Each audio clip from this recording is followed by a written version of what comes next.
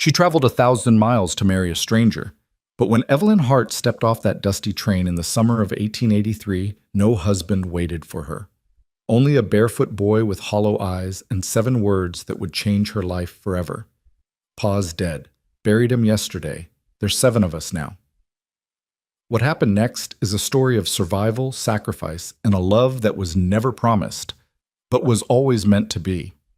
Stay with me until the very end, and drop a comment telling me which city you're watching from. I want to see just how far this story travels.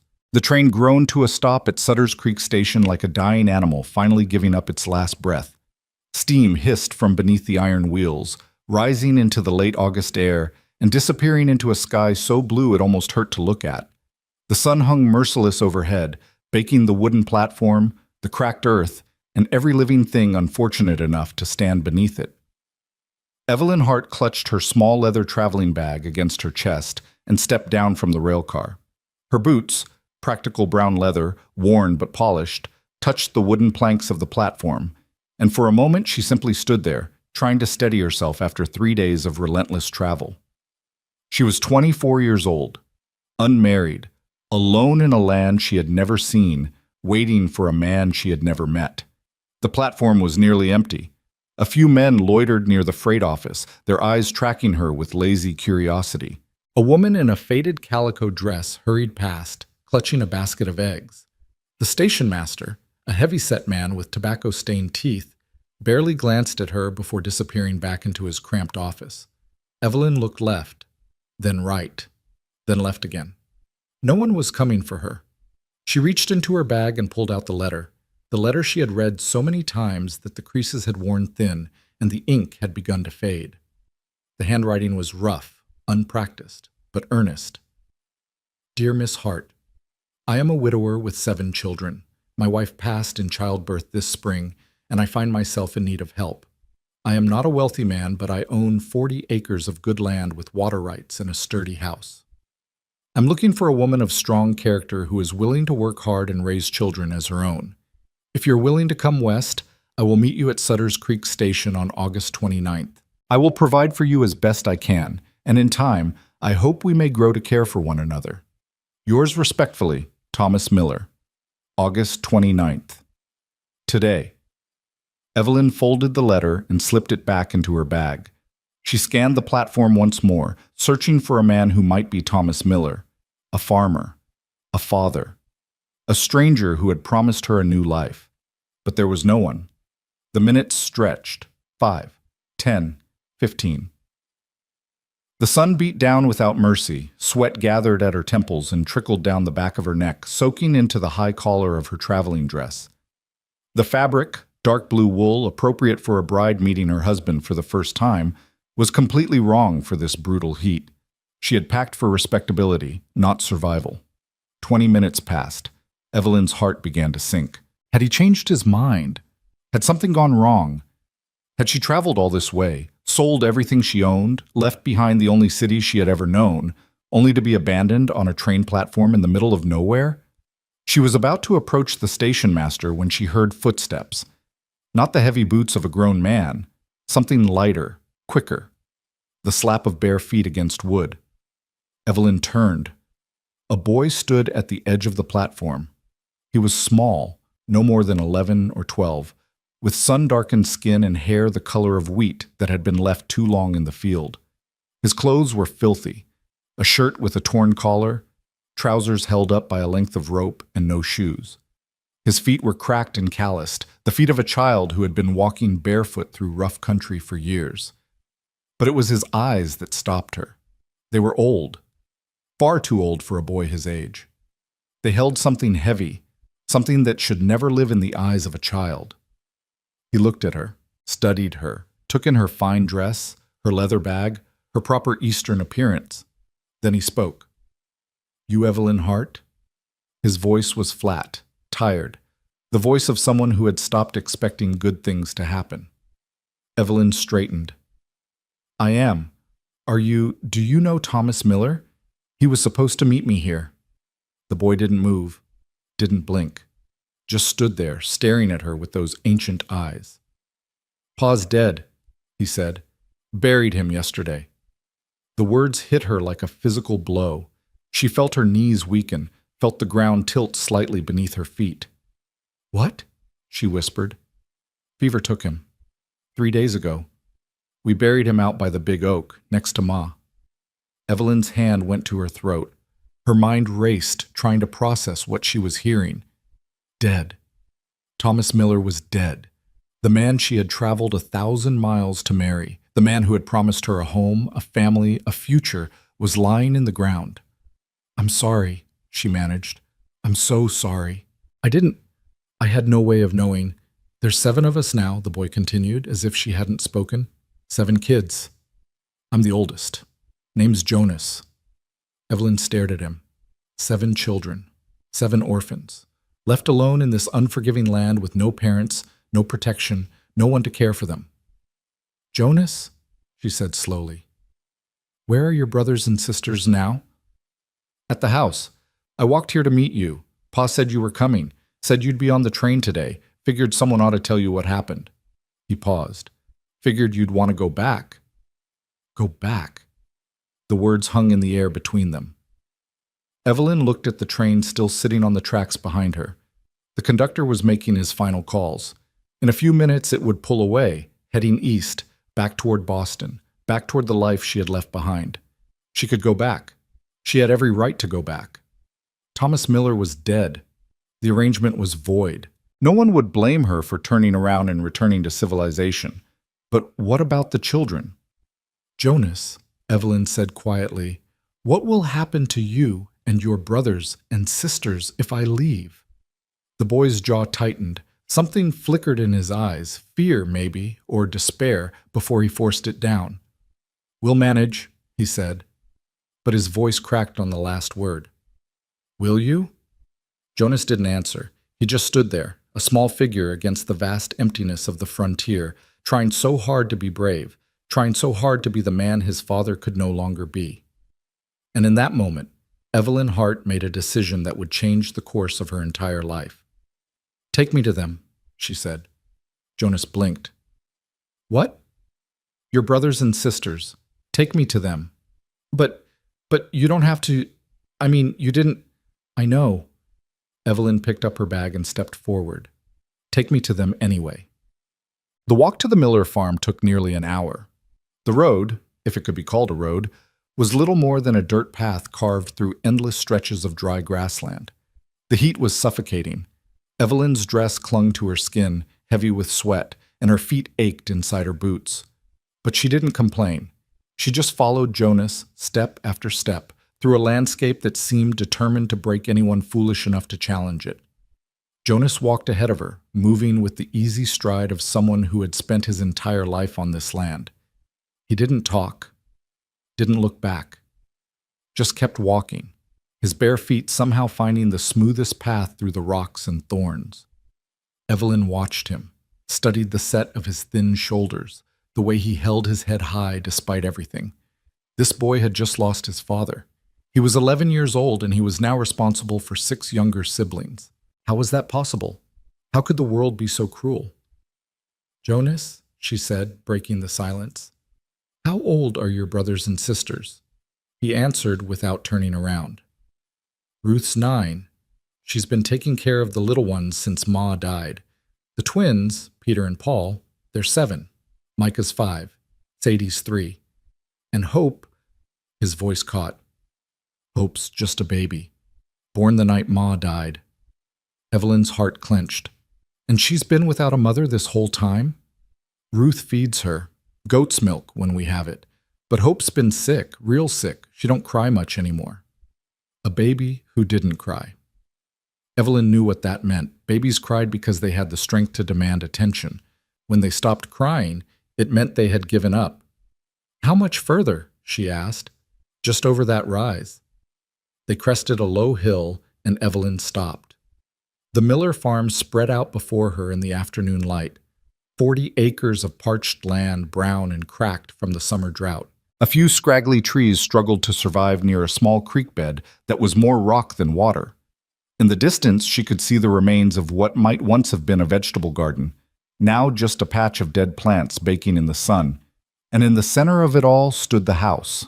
if it could be called a house. It was a single-story structure, built from rough-hewn timber that had long since turned gray from exposure to the elements. The roof sagged in the middle. One window was broken, covered with a piece of canvas that flapped in the hot breeze. The front porch listed to one side, held up by makeshift supports that looked ready to collapse at any moment. This was not a home. This was a shelter, barely. Pa built it himself, Jonas said quietly. Before the twins were born. He always said he was going to fix it up proper, make it nice for Ma. But there was never enough time, never enough money. Evelyn nodded slowly. She didn't trust herself to speak. They approached the house. As they got closer, Evelyn noticed more details. The empty chicken coop, the broken fence that had once contained livestock, the well with its frayed rope and crooked handle. Everything spoke of struggle, of poverty, of a family fighting just to survive. Jonas climbed the creaking porch steps and pushed open the front door. "Ruth," he called. "I brought her." Evelyn stepped inside. The first thing that hit her was the heat. The house was like an oven, airless, stifling, oppressive. The second thing was the smell, unwashed bodies, spoiled milk, and something else, something sour and desperate. Her eyes adjusted to the dim light, and she saw them. 6 children, crowded into a single room. Ruth, a thin girl of 9 with her mother's eyes and her father's stubborn jaw, sat in a wooden chair, clutching a bundle of rags to her chest. The bundle moved, made a small, weak sound. The baby. Hope. The twins, Peter and Paul, stood in the corner, pressed against each other like they were trying to become one person. They had the same brown hair, the same wary expressions, the same way of watching Evelyn like she might be a threat. Micah, 5 years old, with a mop of unruly curls, sat on the floor, playing with a wooden toy horse that was missing a leg. He didn't look up when Evelyn entered, just kept moving the horse back and forth, lost in his own world. And Sadie, 3 years old, with a thumb planted firmly in her mouth, hid behind Ruth's chair, peering at Evelyn with enormous, frightened eyes. They were dirty. They were thin. They were terrified. And they were looking at Evelyn like she held their entire future in her hands. Ruth spoke first. Her voice was steady, but her eyes were red-rimmed from crying. "You're the mail-order bride," she said. It wasn't a question. "I was," Evelyn replied softly. "I came to marry your father." "He's dead." "I know. Jonas told me." Ruth's arms tightened around the baby. "So you're leaving then? Going back where you came from?" It was said matter-of-factly, without accusation, as if Ruth had already accepted that this was how the world worked. People left. People always left. Evelyn looked at the baby in Ruth's arms. Hope's face was pale. Too pale. Her breathing was shallow and labored. Her tiny fists were clenched, but there was no strength in them. "How long has she been like this?" Evelyn asked. Ruth glanced down at her baby sister. "Few days. She stopped eating good about a week ago. Jonas went to town to fetch a doctor, but the doctor wanted $3 just to come out here, and we don't have—" Her voice broke. "We don't have anything." Evelyn set down her bag. Slowly, carefully, she approached Ruth and knelt beside the chair. "May I see her?" Ruth hesitated. Her grip on the baby tightened. But something in Evelyn's face must have reassured her, because after a long moment, she nodded. Evelyn reached out and gently touched Hope's forehead. The baby's skin was hot, too hot. Fever. Her little chest rose and fell in quick, shallow breaths. Her lips were dry and cracked. "She needs water," Evelyn said. "Cool water, and milk, if you have any." "The well's almost dry," Jonas said from the doorway. "And the goat stopped giving milk 2 days ago. We've been trying to feed Hope sugar water, but she won't take it." Evelyn's mind raced. A sick baby. No water, no milk, no doctor, and 7 children depending on her. She thought about the train. It was probably gone by now, but there would be another one in a few days. She could still leave. She could walk back to town, wait for the next eastbound train, and return to Boston. She could find work as a seamstress or a governess. She could rebuild her life. But if she left, what would happen to these children? The answer was obvious. They would die. Not all at once, perhaps, but slowly, one by one. The baby would go first, then maybe Sadie, then Micah. The land would take them, as it had taken their mother and father, unless someone stayed, unless someone fought. Evelyn stood up. She smoothed down her sweat-soaked dress and looked at the children, all 7 of them, watching her with varying degrees of hope and fear and resignation. "My name is Evelyn Hart," she said, her voice clear and steady. "I came here to marry your father and help raise you. Your father is gone, but you are still here. And as long as you are here, I am not going anywhere." The twins exchanged a glance. Micah stopped moving his toy horse. Ruth's eyes widened. "You're staying?" Jonas asked, disbelief cracking through his careful composure. "But why? You don't owe us anything. You don't even know us." "No," Evelyn agreed. "I don't. But I know what it's like to be alone in the world. I know what it's like to have no one to turn to. And I made a promise, maybe not to your father directly, but to myself, that I was coming here to build a family. That hasn't changed." She picked up her bag and looked around the cramped, sweltering room. "Now," she said, "someone tell me where I can find clean water for this baby." The next few hours were a blur of activity. Jonas led Evelyn to the well, a pitiful thing, barely more than a hole in the ground with a rickety wooden frame around it. The rope was frayed, and the bucket had a crack in it, but there was still water at the bottom. Not much, but enough. Evelyn hauled up bucket after bucket, straining against the weight, her arms screaming in protest. She filled every container she could find, pots, pans, a cracked ceramic jug, even an old tin cup. Then she carried the water back to the house, where Ruth had laid Hope on a makeshift bed of folded blankets. "We need to cool her down," Evelyn said, dipping a clean rag into the water. "Gently, we don't want to shock her system." She pressed the cool cloth to Hope's forehead. The baby stirred, her tiny face scrunching up in discomfort, but she didn't cry. She didn't have the strength to cry. "Come on, little one," Evelyn whispered. "Come on. Stay with me." Ruth knelt beside her, watching every movement with intense concentration. "Is she going to die?" she asked quietly. Evelyn didn't answer right away. She wanted to lie. Wanted to say that everything would be fine, that Hope would recover, that there was nothing to worry about. But Ruth deserved better than lies. "I don't know," Evelyn said honestly, "but I'm going to do everything I can to make sure she doesn't." They worked through the evening, taking turns pressing cool cloths to Hope's fevered skin. Evelyn sent Jonas to check on the goat, a scrawny, ill-tempered animal that had been dry for days. But Jonas returned with a small amount of milk, barely a cupful, that he had somehow coaxed from the reluctant creature. "It's not much," he said, handing the cup to Evelyn. "It's enough." Evelyn mixed the milk with a little water and sugar, creating a thin, pale liquid that she hoped would be gentle enough for Hope's stomach. Using a clean rag, she dribbled the mixture into the baby's mouth, drop by drop. At first, nothing happened. The milk ran down Hope's chin, absorbed by the rags beneath her head. But then, a swallow. Weak, almost imperceptible, but definitely a swallow. "She took it," Ruth breathed. "Again," Evelyn said, slowly. They fed Hope one drop at a time, pausing between each to let her swallow, to let her rest. It took nearly an hour to get a few ounces into her, but by the time they finished, the baby's breathing seemed slightly easier, her skin slightly cooler.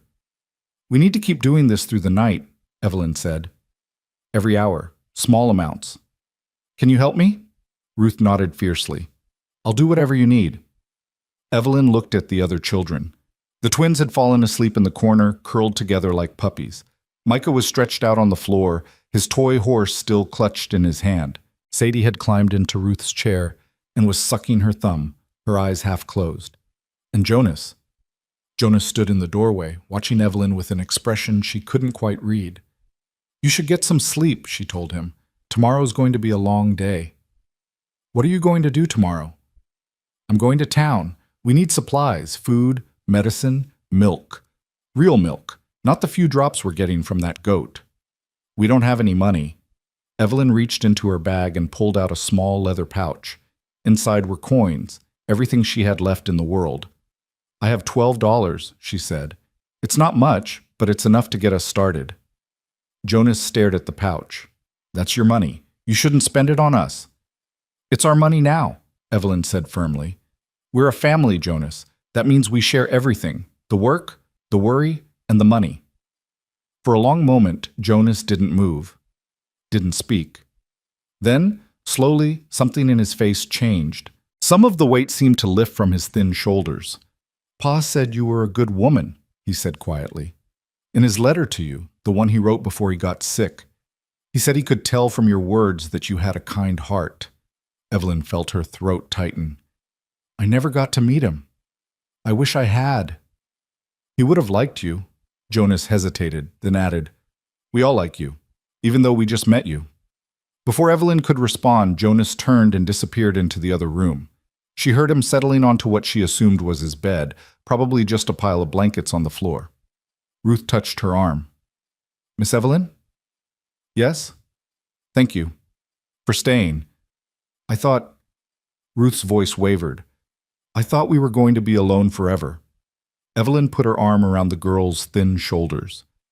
You're not alone anymore, Ruth. I promise you that.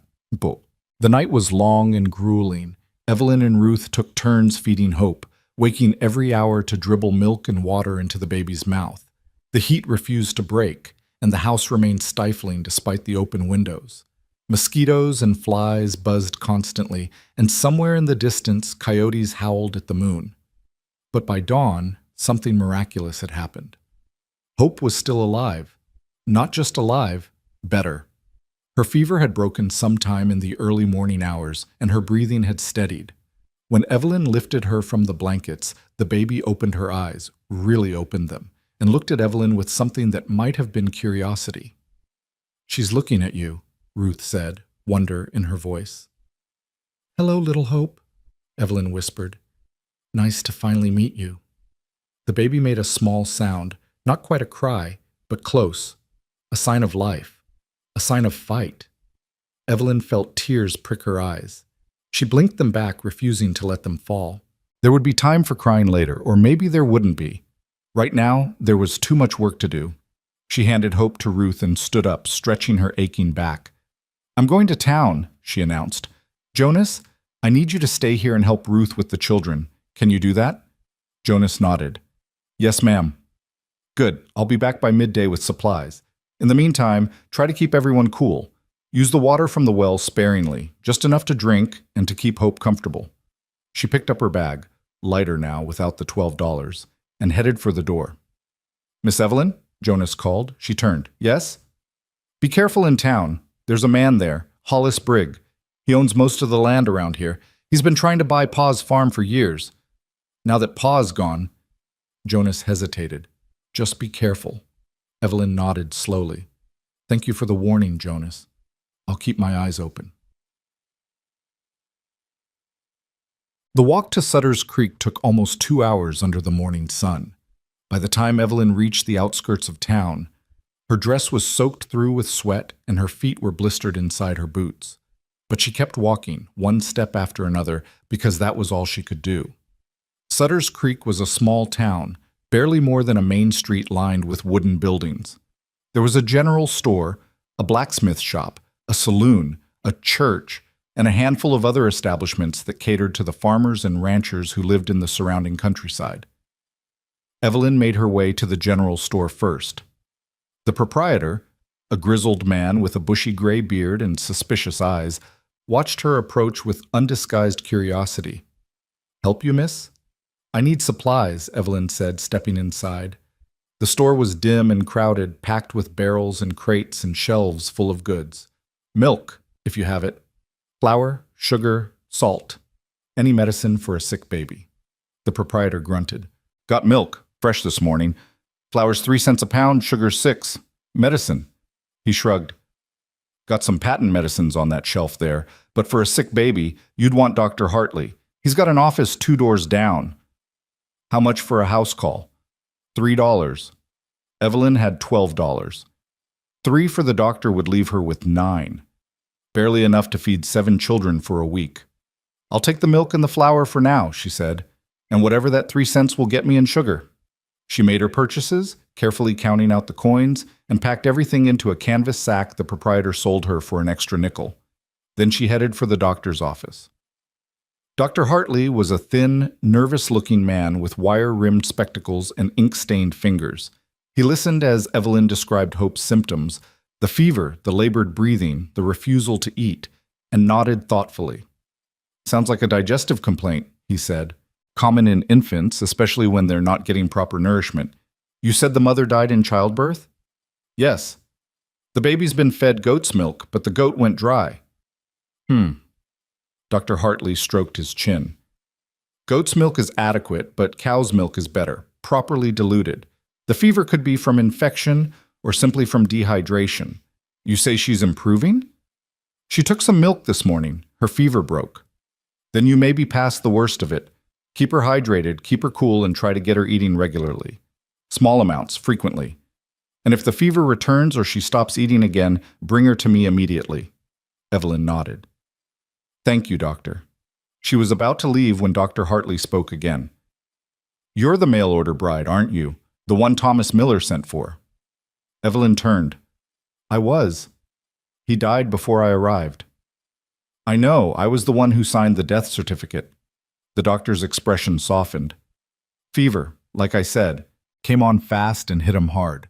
He was delirious at the end, but he kept talking about you, about the woman who was coming to save his children." He paused. "You're still here. Most women in your position would have turned around and gone home." "Those children need someone," Evelyn said simply. "I couldn't leave them." Dr. Hartley studied her for a long moment. Then he reached into his pocket and pulled out a small glass vial.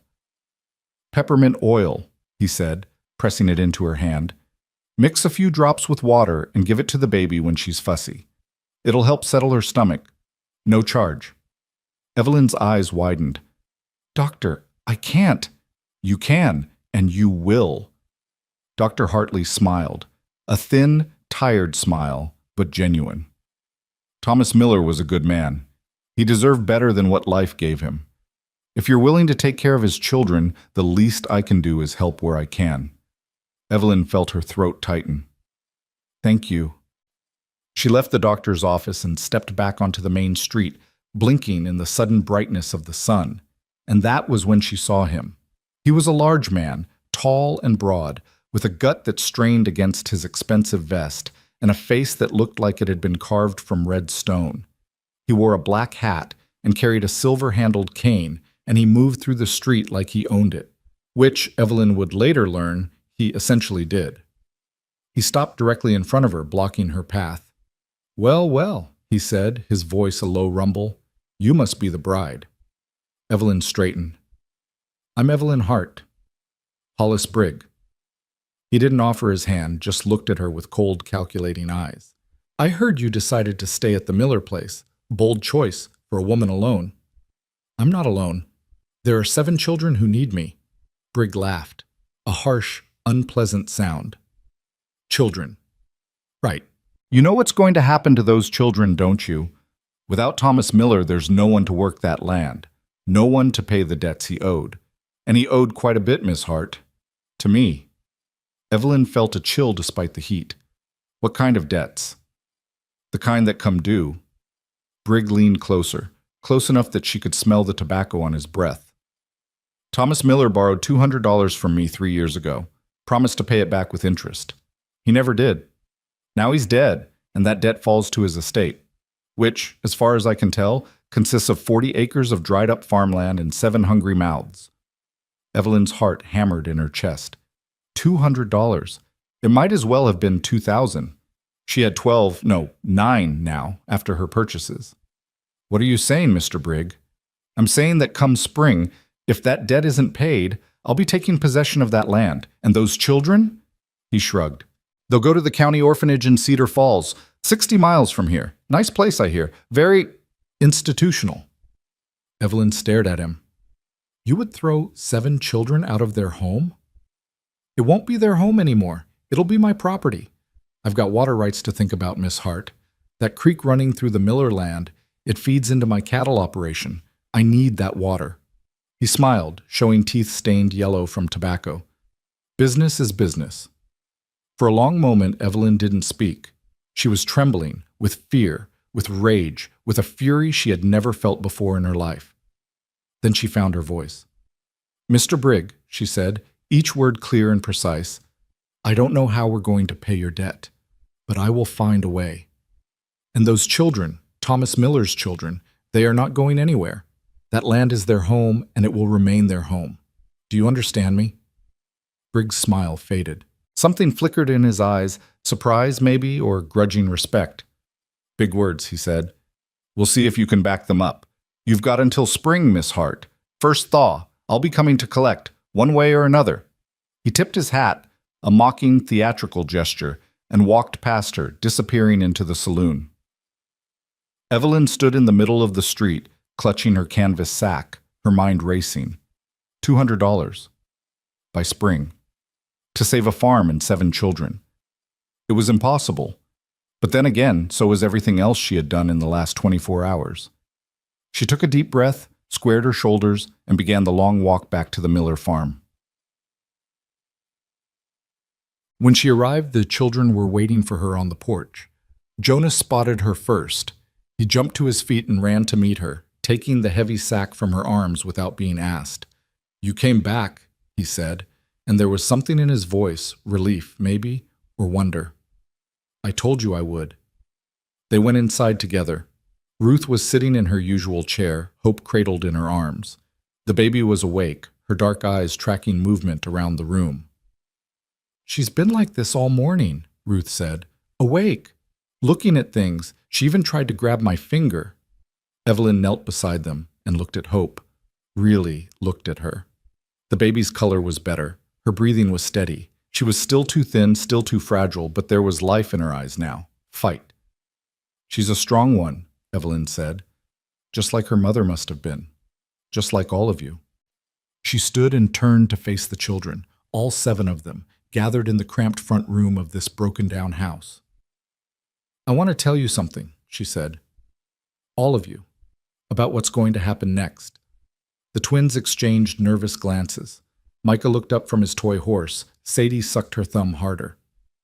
"There's a man in town," Evelyn continued. "His name is Hollis Brigg. He says your father owed him money, $200. He says if we don't pay by spring, he's going to take the farm." Jonas's face went pale. "Take the farm? But this is our home. Pa built this house. Ma's buried here. We're not going to lose it," Evelyn said firmly. "I don't know how yet, but I am going to find a way to pay that debt. We are going to keep this land, and we are going to stay together as a family, all of us." Silence fell over the room. The children looked at her, this stranger who had walked into their lives barely a day ago, and Evelyn saw the same thing in all of their faces. Hope. Small and fragile and uncertain, but real. For the first time since their father died, they had hope. "Miss Evelyn?" Ruth asked quietly. "Yes?" Are we really a family now?" Evelyn smiled, her first real smile since stepping off that train.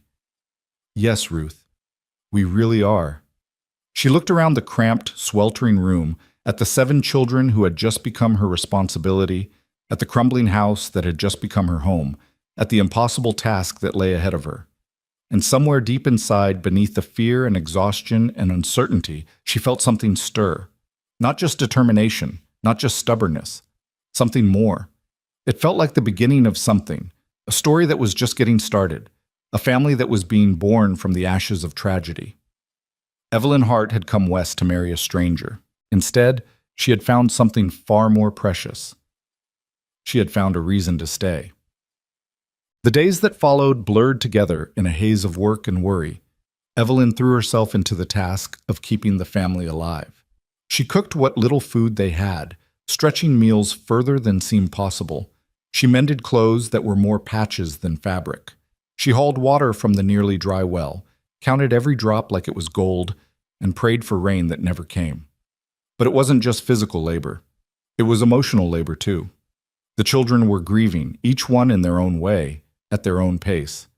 Jonas tried to act like nothing had changed, throwing himself into chores, working from dawn to dusk, refusing to talk about his feelings. But Evelyn saw him sometimes, standing alone by the big oak tree where his parents were buried, his shoulders shaking with silent sobs. Ruth clung to responsibility like a lifeline.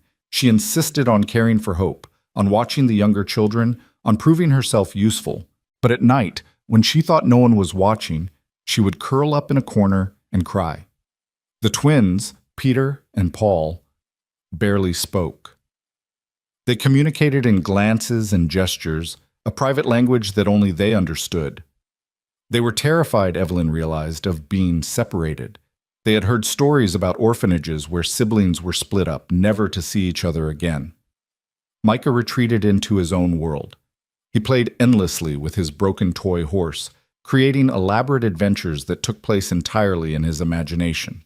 It was his way of escaping, Evelyn understood, his way of coping with a reality too painful to face. And Sadie, poor little Sadie, simply clung. To Ruth, to Jonas, to Evelyn. To anyone who would hold her and tell her that everything was going to be okay. Evelyn held her often, held all of them when they would let her. "It's going to be okay," she whispered, night after night. "We're going to make it through this. Together." She didn't know if it was true, but she said it anyway, because sometimes hope is the only thing that keeps you going. One evening, about a week after Evelyn's arrival, Jonas came to her with a question. "Miss Evelyn, can I ask you something?" They were sitting on the front porch watching the sun set over the dry fields. The other children were inside, supposedly getting ready for bed, though Evelyn could hear them whispering and giggling through the thin walls. "Of course, Jonas, you can ask me anything." He was quiet for a moment, picking at a splinter on the porch railing. "Why did you come here?" he finally asked. "For real, I mean. Pa said you were a seamstress in Boston, said you had work, had a life there. Why would you leave all that to marry a stranger you never met?" Evelyn considered the question carefully. It deserved an honest answer. "Because I was lonely," she said. "I had work, yes, a small room in a boarding house, enough money to survive, but I didn't have a family. I didn't have anyone who needed me or anyone I needed." She paused. "When I saw your father's advertisement in the newspaper, a widower with 7 children, looking for a woman of strong character, I thought, maybe this is my chance. Maybe this is where I'm supposed to be." Jonas looked at her. "And now? Now that Pa's dead? Do you still think this is where you're supposed to be?" Evelyn smiled. "More than ever." "Why?" "Because of you." She gestured at the house, at the land, at the sky turning orange and pink above them. "All of you, your brothers and sisters, this family. You need someone, Jonas, and I—" Her voice caught. "I need someone too. I need to be needed. Does that make sense?" Jonas nodded slowly. "Yeah," he said. "It does." They sat in silence for a while, watching the last light fade from the sky. Then Jonas spoke again. "Miss Evelyn?" "Yes?" "I'm glad you stayed." Evelyn felt tears prick her eyes. She reached out and put her hand on Jonas's shoulder, thin and bony beneath his worn shirt. "So am I, Jonas. So am I." The days turned into weeks. The summer heat began to fade, replaced by the cooler winds of autumn. And slowly, gradually, life on the Miller farm began to find a rhythm. Hope continued to improve. The peppermint oil Dr. Hartley had given Evelyn worked wonders for the baby's digestion, and regular feedings of diluted cow's milk, purchased at great expense from a neighbor's farm, helped her gain weight. By the end of September, she was a chubby, bright-eyed infant who smiled when Evelyn held her and reached for Ruth's face with tiny, grasping hands. The other children adjusted too. Peter and Paul began to emerge from their shell, cautiously at first, then with growing confidence. Micah started talking more, telling stories about his imaginary adventures with his toy horse. Sadie stopped sucking her thumb, at least during the day, and Ruth was transformed. With Evelyn to share the burden of caring for the younger children, she was finally free to be a child herself. She learned to laugh again, to play, to enjoy the simple pleasures of running through the fields and climbing trees and making up silly songs with her brothers. Jonas remained serious, that was his nature, but even he began to soften. He smiled more, talked more, and sometimes when he thought no one was looking, he would watch Evelyn with an expression that looked almost like gratitude. But the debt remained. $200, due by spring. Evelyn had managed to earn a few dollars here and there, sewing for neighbors, mending clothes for the farmers' wives in town, doing odd jobs whenever they were offered. But it wasn't enough. It would never be enough. At night, after the children were asleep, she would sit at the kitchen table and count their money. $6, $8, $12. Never more than that, never anywhere close to what they needed. And always in the back of her mind, she heard Hollis Briggs' voice. "You've got until spring, Miss Hart. First thaw. I'll be coming to collect." Evelyn didn't know how she was going to save the farm. She didn't know how she was going to protect these children from a man with money and power and the law on his side. But she knew one thing. She wasn't going to give up. Not now. Not ever. These children had already lost too much. They weren't going to lose their home too. Not while Evelyn Hart was still breathing. Marmot. October brought the first hints of winter. The leaves on the scrub oaks turned brown and fell, littering the dusty ground. The nights grew cold, and Evelyn spent long hours patching holes in the walls and stuffing rags into cracks to keep out the wind. One evening, while searching through Thomas Miller's belongings for anything useful, she found something unexpected. A letter. Hidden in the bottom of an old trunk, tucked beneath a pile of moth-eaten blankets. The handwriting was different from Thomas's, bolder, more confident, and the return address. W. Miller. Somewhere in Montana. No fixed address. Evelyn opened the letter with trembling hands. Dear Thomas, I know it's been years since we spoke. I know you probably haven't forgiven me for what happened, but I heard about Mary's death, and I wanted to say I'm sorry. I know I should have come to the funeral. I know I should have been there for you and the children, but I couldn't. I wasn't ready. I'm still not ready, but I want you to know that I'm out here, thinking about you, thinking about the family. If you ever need anything, really need something, you can write to me at the address on this envelope. I can't promise I'll come, but I'll try. I'm sorry, Thomas, for everything. Your brother, Wyatt. Evelyn stared at the letter. Wyatt Miller, Thomas's brother. A man the children barely remembered, who had disappeared years ago after some kind of violent incident. She didn't know what had happened between the brothers. She didn't know why Wyatt had left, or where he was now, or if he was even still alive. But she knew one thing. With nothing left to lose, it was worth a try. That night, by the light of a single candle, Evelyn Hart sat down to write a letter to a man she had never met, begging him to come home. It was a long shot, a desperate gamble, a prayer thrown into the void. But sometimes prayers are answered, and sometimes the people we need most are the ones we least expect. Evelyn sealed the letter and addressed it carefully. In the morning, she would take it to town and send it. She looked at the sleeping children, Jonas and Ruth and the twins, Micah and Sadie and little Hope, and felt her heart swell with a love she hadn't known she was capable of. These were her children now, maybe not by blood, but by choice, and she would fight for them with everything she had. The road ahead was long and uncertain. The challenges were enormous. The odds were stacked against them. But Evelyn Hart was not a woman who backed down from a fight. She had walked into an empty yard expecting a husband. Instead, she had found a family. And that family was worth everything. The letter to Wyatt Miller left Sutter's Creek on a Tuesday morning, carried by a mail coach heading north toward Montana Territory. Evelyn watched it go, standing at the edge of the wooden boardwalk with her shawl wrapped tight against the autumn chill, and wondered if she had just wasted her last hope on a man who might never read it. The postmaster had warned her that mail to the territories was unreliable at best. Letters got lost. Coaches were robbed. Whole bags of correspondence simply vanished into the vast emptiness of the frontier, never to be seen again. But what choice did she have? She turned away from the departing coach and began the long walk back to the farm, her boots crunching on the frost-hardened road. October had settled over the valley like a cold hand, stripping the last leaves from the trees and turning the sky a flat iron gray. Winter was coming. She could feel it in her bones, in the ache of her joints and the tightness in her chest when she breathed the frigid morning air. Winter was coming, and they were not ready.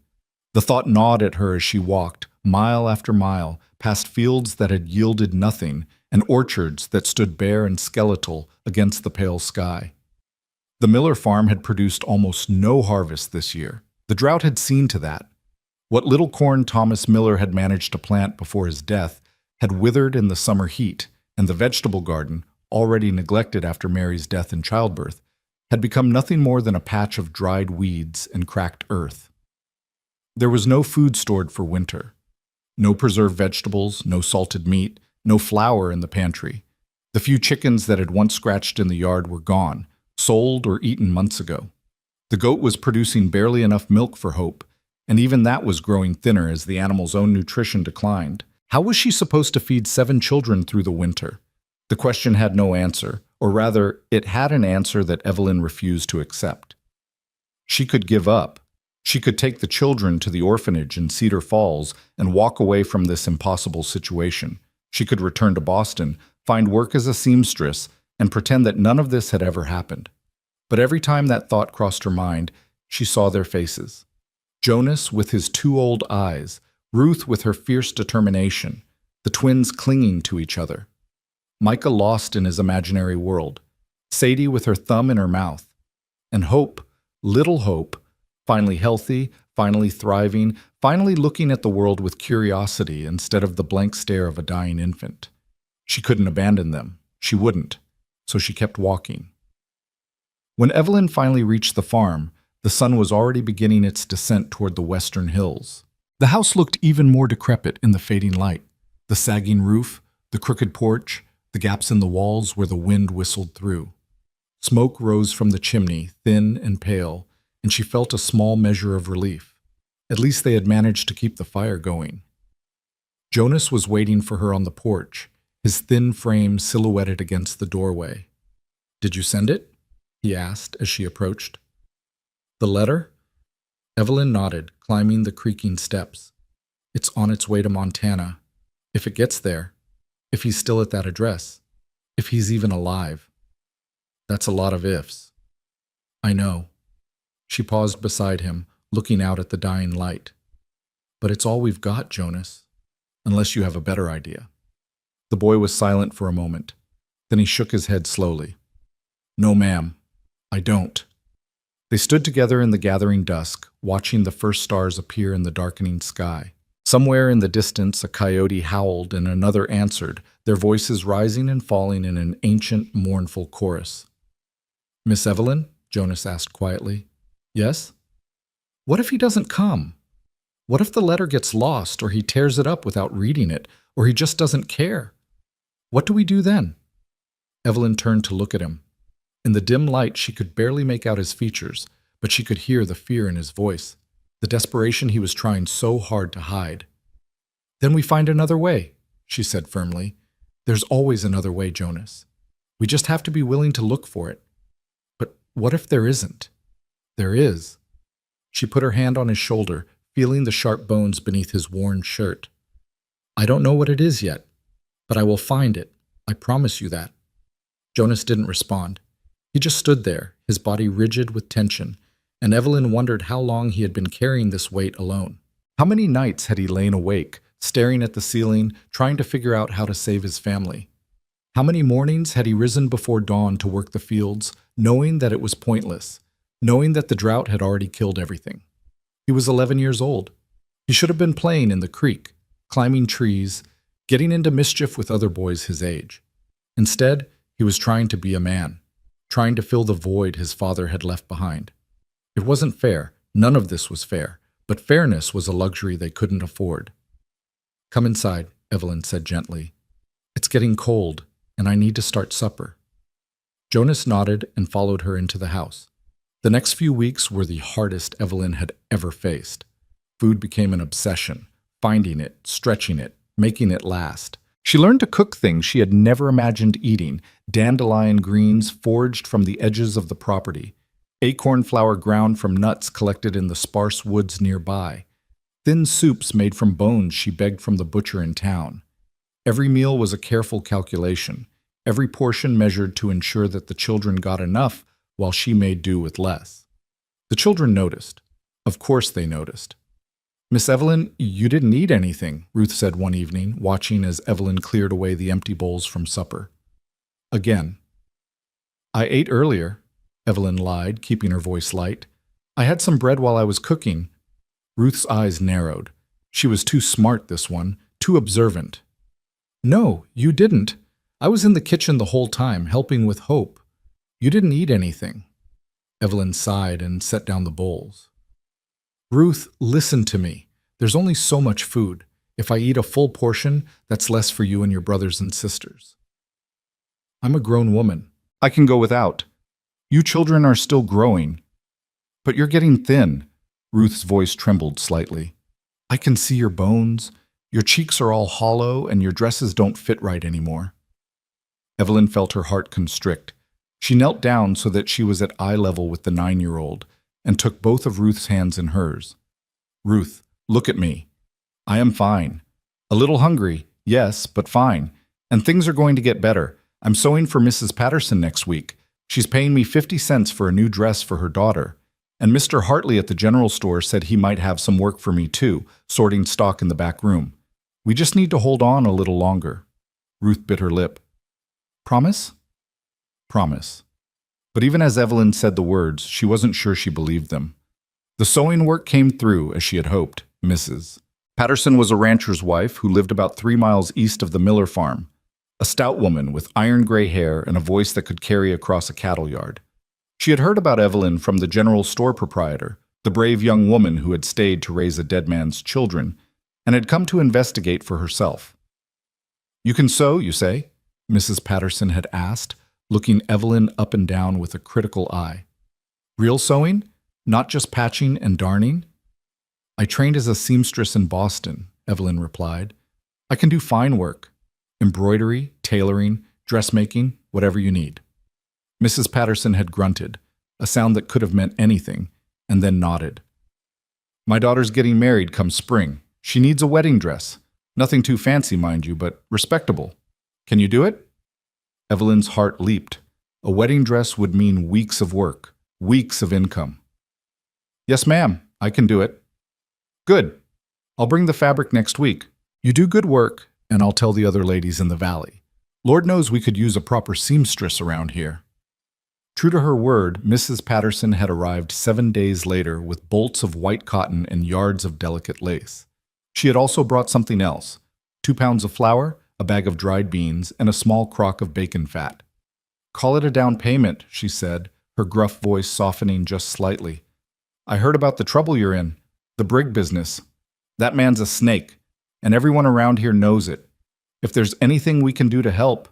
She had trailed off, leaving the offer hanging in the air.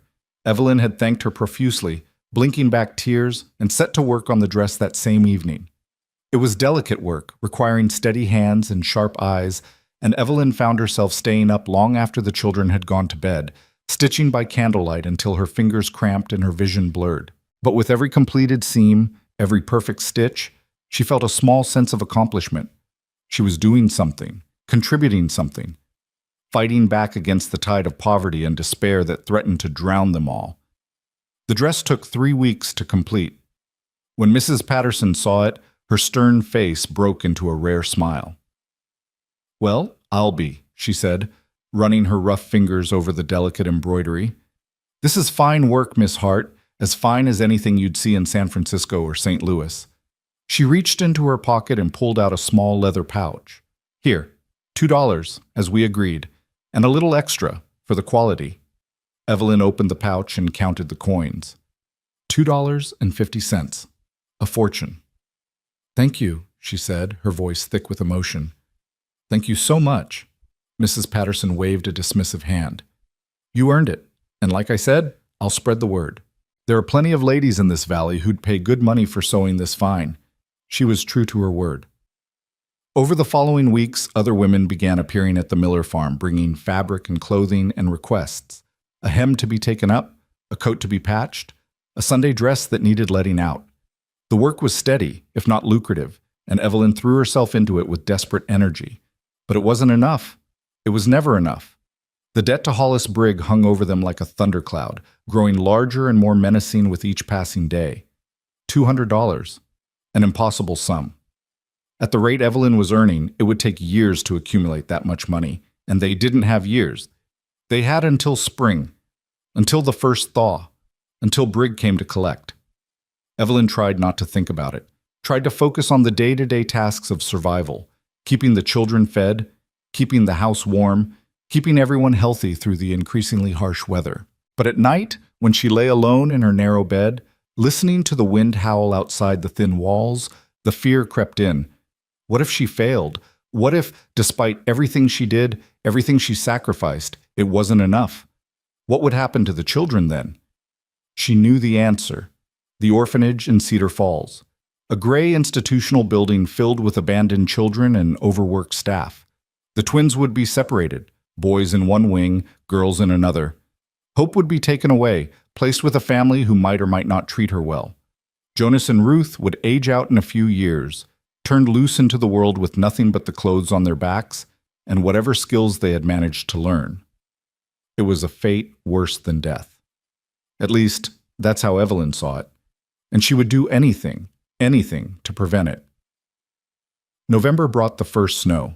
It came softly at first, delicate flakes drifting down from a white sky, dusting the fields and the rooftops with a thin layer of white. The children were enchanted. Even Jonas, who tried so hard to be serious, couldn't help but grin as he watched his younger siblings romping in the fresh powder. "I've never seen so much snow," Sadie squealed, her cheeks red with cold and excitement. "It's like the whole world is covered in sugar." "It's not sugar, dummy," Peter said, but his voice was kind. "It's frozen water." "I know that," Sadie replied indignantly. "I'm not a baby." Evelyn watched them from the porch, a thin smile on her lips.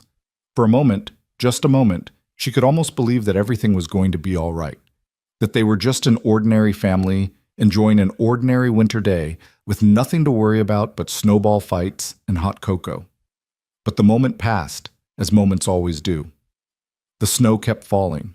What had started as a gentle dusting became a steady accumulation, and by nightfall, the drifts were knee-deep in places. The temperature plummeted, turning the farmhouse into an icebox despite the fire blazing in the hearth. Wind screamed through the gaps in the walls, and the children huddled together under every blanket they owned, their breath forming white clouds in the frigid air. "We need more firewood," Jonas said, his teeth chattering. "I'll go chop some." "Not in this weather," Evelyn replied. "You'll freeze to death before you reach the woodpile. We'll make do with what we have tonight. Tomorrow, when the storm passes, we'll gather more." But the storm didn't pass. It raged for 3 days, dumping snow on the valley until the drifts were higher than Evelyn's head in places. The woodpile ran low, then lower, until they were burning the last few logs and wondering what they would do when those were gone. On the third night, with the fire reduced to glowing embers and the cold seeping into their bones, Evelyn made a decision.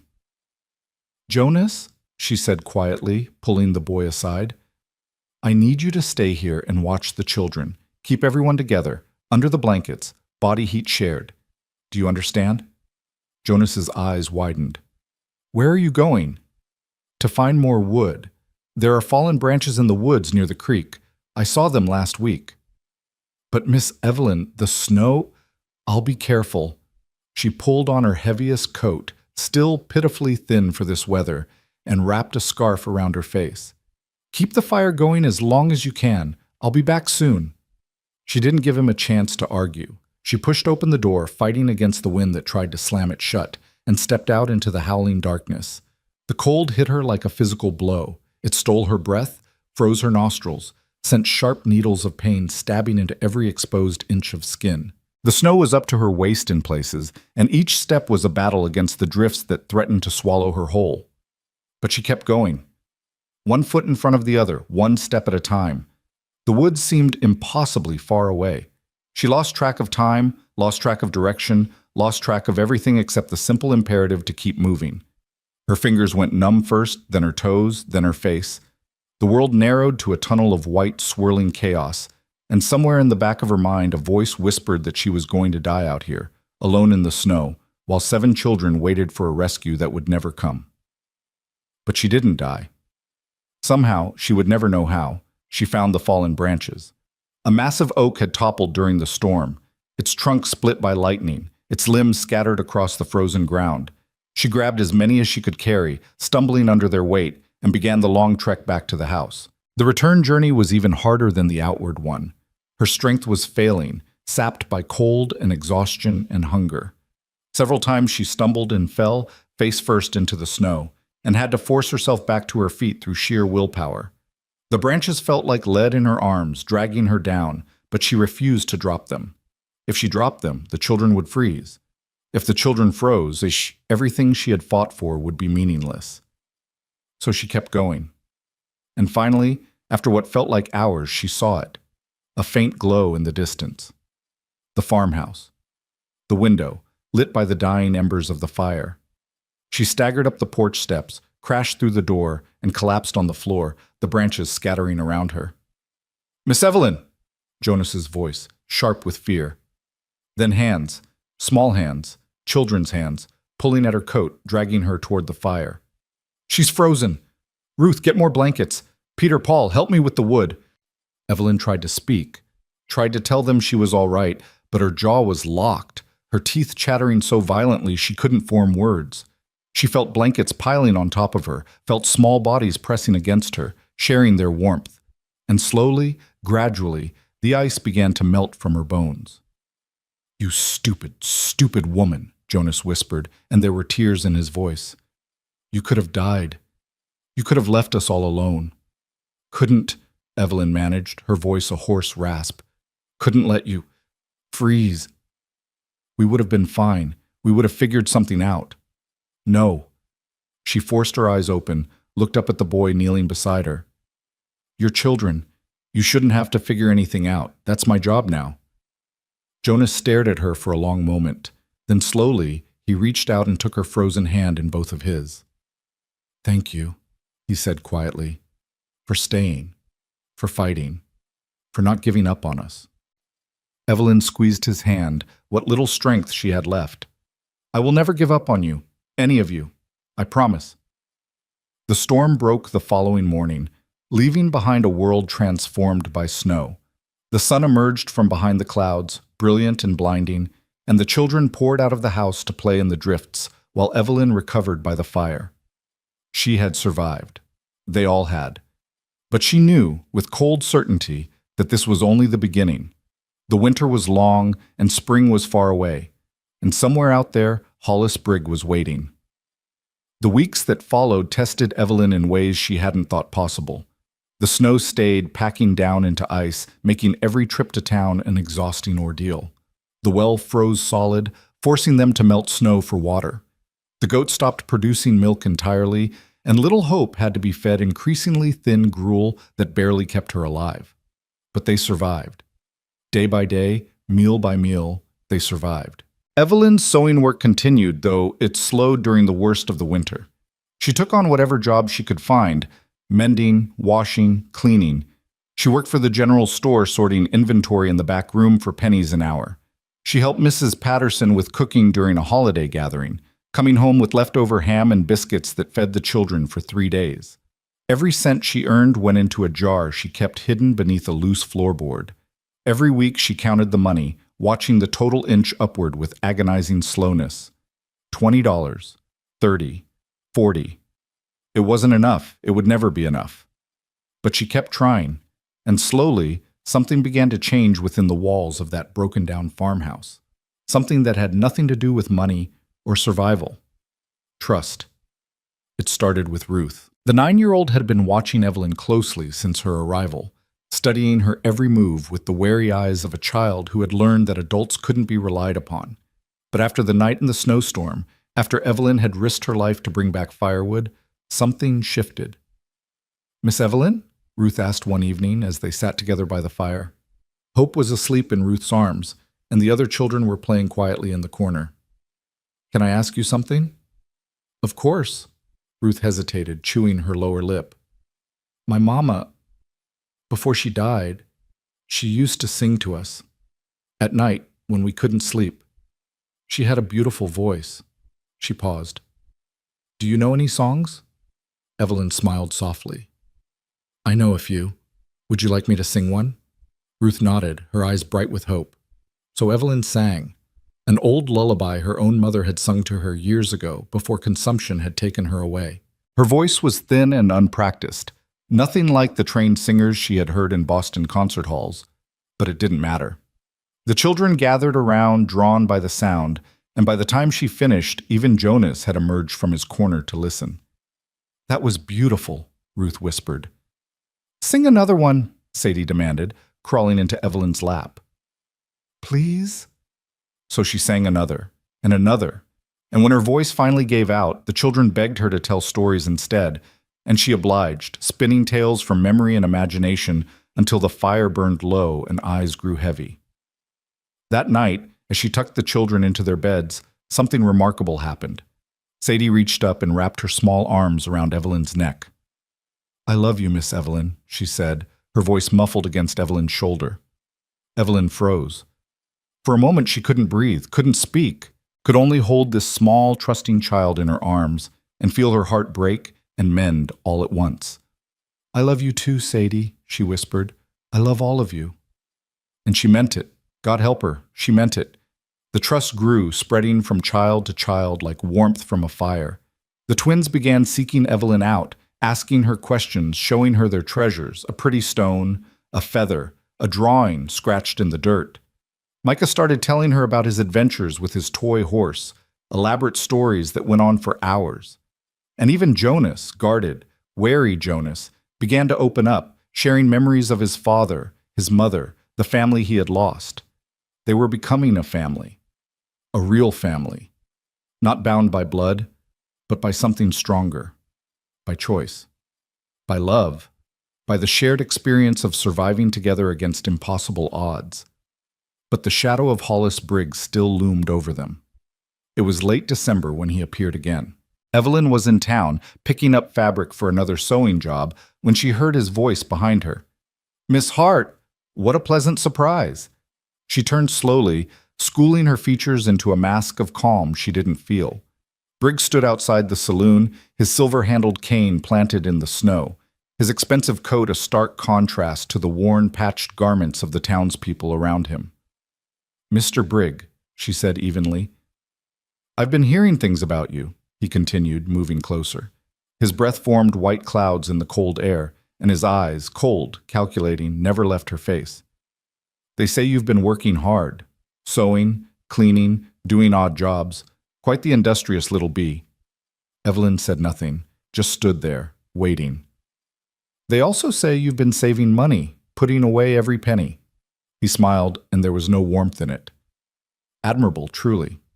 But I wonder, how much have you saved? $50? 60? 70, perhaps?" Still, she said nothing. Briggs' smile widened. "Nowhere near enough, I'm guessing. And spring is coming, Miss Hart. The thaw will be here before you know it. And when it comes," he shrugged eloquently. "Well, we both know what happens then."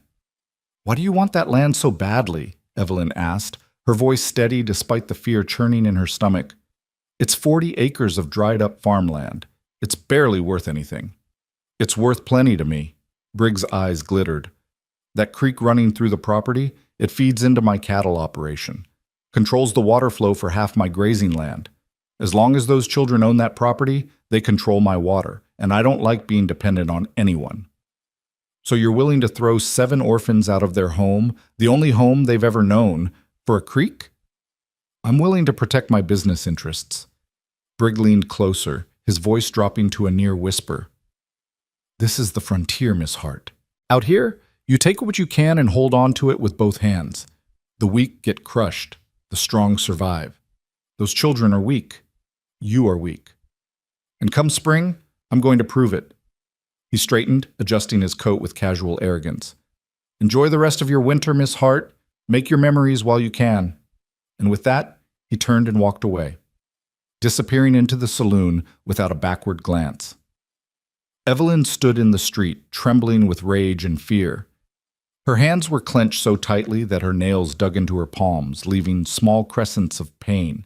She wanted to scream. She wanted to run after him, to claw his eyes out, to make him understand that those children were not weak, that she was not weak, that they would fight him with every breath in their bodies.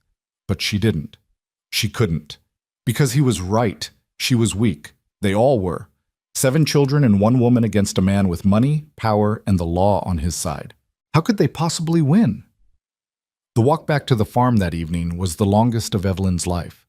The cold seemed colder, the road seemed longer, and the weight of despair pressed down on her shoulders like a physical burden. But when she finally reached the house, when she saw the warm glow in the windows, heard the children's laughter drifting through the thin walls, something inside her shifted. She wasn't fighting for herself.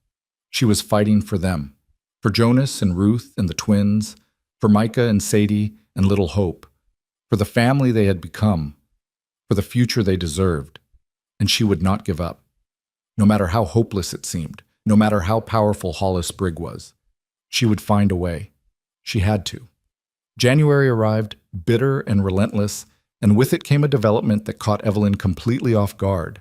She was sitting at the kitchen table working on a dress for the storekeeper's wife, when Jonas burst through the door, his face flushed with cold and excitement. "Miss Evelyn, someone's coming! A rider! On the main road!" Evelyn set down her sewing and stood. Visitors were rare in winter, the roads were treacherous, and most people stayed close to home. Whoever was coming must have a compelling reason. She walked to the window and peered out. A figure on horseback was indeed approaching, a dark silhouette against the white landscape. As it drew closer, she could make out more details. A tall man, broad-shouldered, sitting his horse with the easy confidence of someone who had spent years in the saddle. "Do you recognize him?" she asked Jonas. The boy pressed his face against the window, squinting. "No, ma'am. I've never seen him before." The rider reached the edge of the property and stopped. He sat there for a long moment, looking at the house, the barn, the snow-covered fields. Then he dismounted, tied his horse to the fence post, and began walking toward the porch. Evelyn felt her heart begin to race. There was something about this man, something in the way he moved, the way he held himself, that sent a shiver down her spine. Not fear exactly. Something else. Something she couldn't name. She opened the door before he could knock. The man standing before her was not what she had expected. He was tall, taller than she had thought from a distance, with broad shoulders and a weathered face that spoke of years under the open sky. His hair was dark, shot through with gray at the temples, and his eyes were a startling shade of blue that seemed to see right through her. But it was the scar that caught her attention, a thin white line that ran from his left eyebrow to his jaw, slicing across his cheek in a jagged diagonal. An old wound, long healed, but still vivid against his tanned skin. He looked at her. She looked at him. And for a moment neither of them spoke. Then the man removed his hat, a battered thing stained with sweat and dust, and nodded. "Ma'am," he said, his voice low and rough. "I'm looking for the Miller place. Thomas Miller's farm." "This is it," Evelyn replied, finding her voice. "I'm Evelyn Hart, and you are?" The man hesitated. Something flickered in those blue eyes, pain maybe, or regret. "Wyatt," he said finally. "Wyatt Miller. Thomas was my brother." Behind Evelyn, she heard Jonas's sharp intake of breath. The twins appeared in the doorway, their faces pale with shock. Ruth emerged from the back room, carrying Hope, and froze when she saw the stranger. Wyatt looked past Evelyn, his gaze sweeping over the children gathered in the doorway. His jaw tightened, and she saw his hands clench at his sides. "So," he said quietly, "these are Thomas's children." "Yes." Evelyn stepped aside, opening the door wider. "Would you like to come in?" Wyatt stood motionless for a long moment, staring at the threshold as if it were a line he wasn't sure he wanted to cross. Then, slowly, he nodded. "Yeah," he said, "I reckon I would." He stepped inside, ducking his head to clear the low door frame, and the door swung shut behind him, closing out the cold. The children hung back, watching him with wary eyes. Jonas positioned himself between Wyatt and his younger siblings, his thin body tense with protective instinct. Ruth clutched Hope tighter, her face a mask of uncertainty. Wyatt noticed. Of course he noticed. His gaze swept over the huddled children, taking in their fear, their distrust, and something that might have been shame crossed his scarred features. "They don't know me," he said quietly, more to himself than to Evelyn. "I left before most of them were born." "Why did you leave?" Jonas asked, his voice sharp. "Pa never talked about you. Ma neither. It was like you didn't exist." Wyatt flinched. The blow had landed, and it had landed hard. "I made a mistake," he said slowly. "A bad one. Cost a man his life. Your pa and we had words about it. Harsh words. I figured it was better for everyone if I just disappeared." "And now you're back," Jonas said flatly. "Now that pa's dead and ma's dead, and we're about to lose everything. Real convenient timing." "Jonas," Evelyn said quietly, but the boy ignored her. "We don't need you," he continued, his voice rising. "We were doing fine without you. We've been doing fine our whole lives without you. So why don't you just get back on your horse and ride off again? It's what you're good at, isn't it? Leaving?" The words hung in the air like knife blades.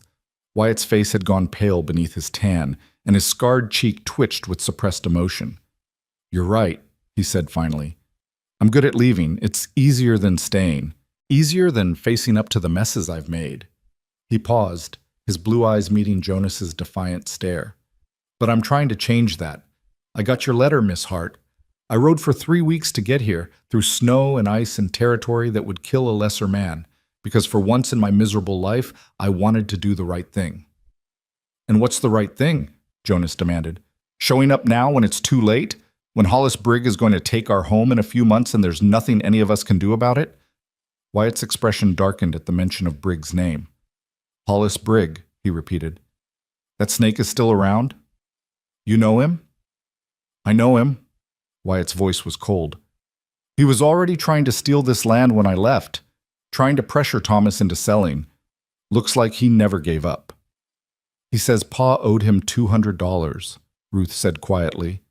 "He says if we don't pay by spring, he'll take everything." Wyatt was silent for a long moment. His jaw worked, muscles tightening beneath the scarred skin. $200, he murmured. "And how much have you got?" Evelyn retrieved the jar from beneath the floorboard and counted the contents. $63.40. "That's all?" "I've been working, sewing, cleaning, whatever I can find, but the winter has been hard and the work is scarce." Wyatt looked around the room, at the sagging walls, the drafty windows, the meager furnishings, at the children huddled together, thin and pale and frightened. "I've got some money," he said. "Not much, but some.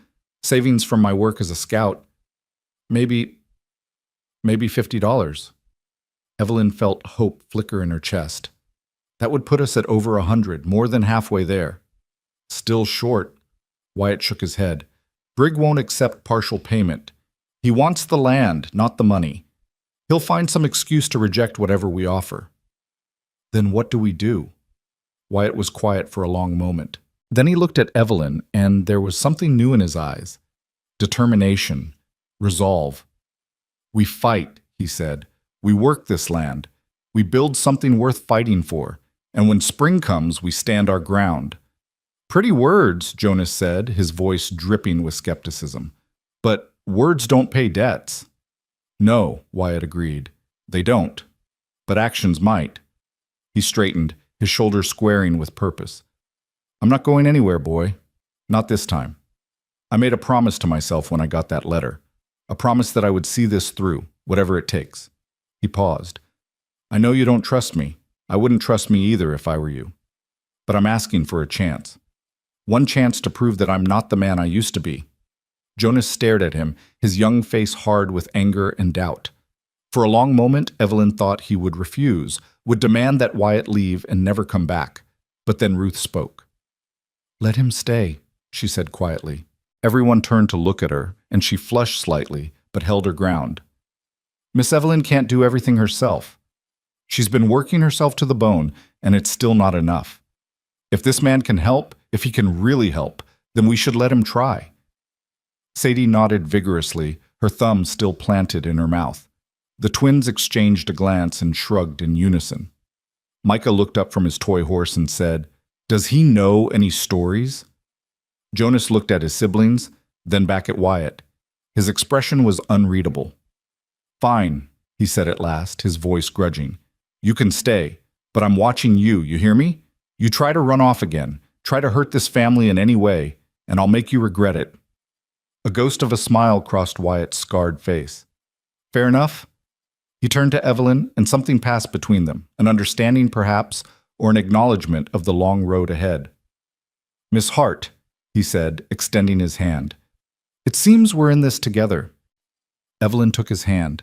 His grip was firm, calloused, the hand of a man who had worked hard all his life. "It seems we are, Mr. Miller." The winter wind howled outside the thin walls, and somewhere in the distance a coyote raised its voice to the cold stars. But inside the farmhouse, something had changed. A stranger had arrived, a man with a shadowed past and an uncertain future, a man who might be their salvation or their destruction. Only time would tell which. But for now, for this moment, the Miller family was together, and that was enough.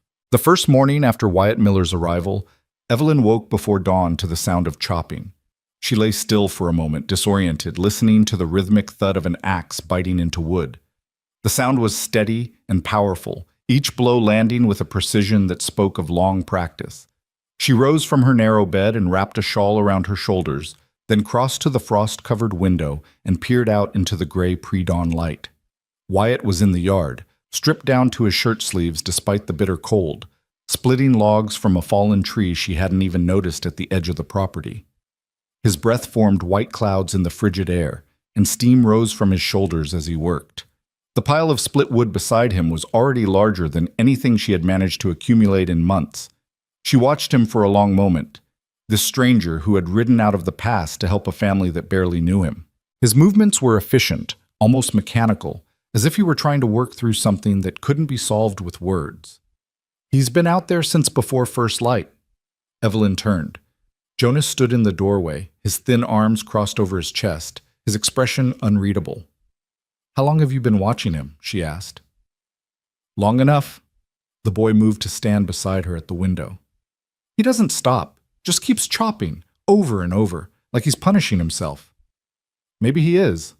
Jonas was silent for a moment. Then he said, "I don't trust him." "I know." "He left Pa when Pa needed him most, ran off and didn't look back. What kind of man does that?" Evelyn considered the question carefully. "A man who was afraid," she said finally. "A man who made a terrible mistake and didn't know how to live with it. That's no excuse." "No, it's not." She turned to face the boy, looking down into his fierce young face. "But people can change, Jonas. They can learn from their mistakes and try to do better. That's what makes us human. And if he doesn't, if he runs again, then we'll deal with it, together, just like we've dealt with everything else." Jonas's jaw tightened, but he didn't argue. After a moment, he turned and walked away, disappearing into the back room where his siblings were still sleeping. Evelyn looked back out the window. Wyatt had paused in his chopping and was standing motionless, the axe resting on his shoulder, his scarred face turned toward the eastern horizon where the first pale fingers of dawn were beginning to reach across the sky. Whatever he was running from, she thought, he had stopped running now. The question was whether he would stay stopped. The days that followed were a revelation. Wyatt Miller worked with a ferocity that bordered on obsession. He repaired the sagging fence that had been broken for months, using materials salvaged from the ruins of an old shed. He patched the holes in the barn roof that had been letting in rain and snow.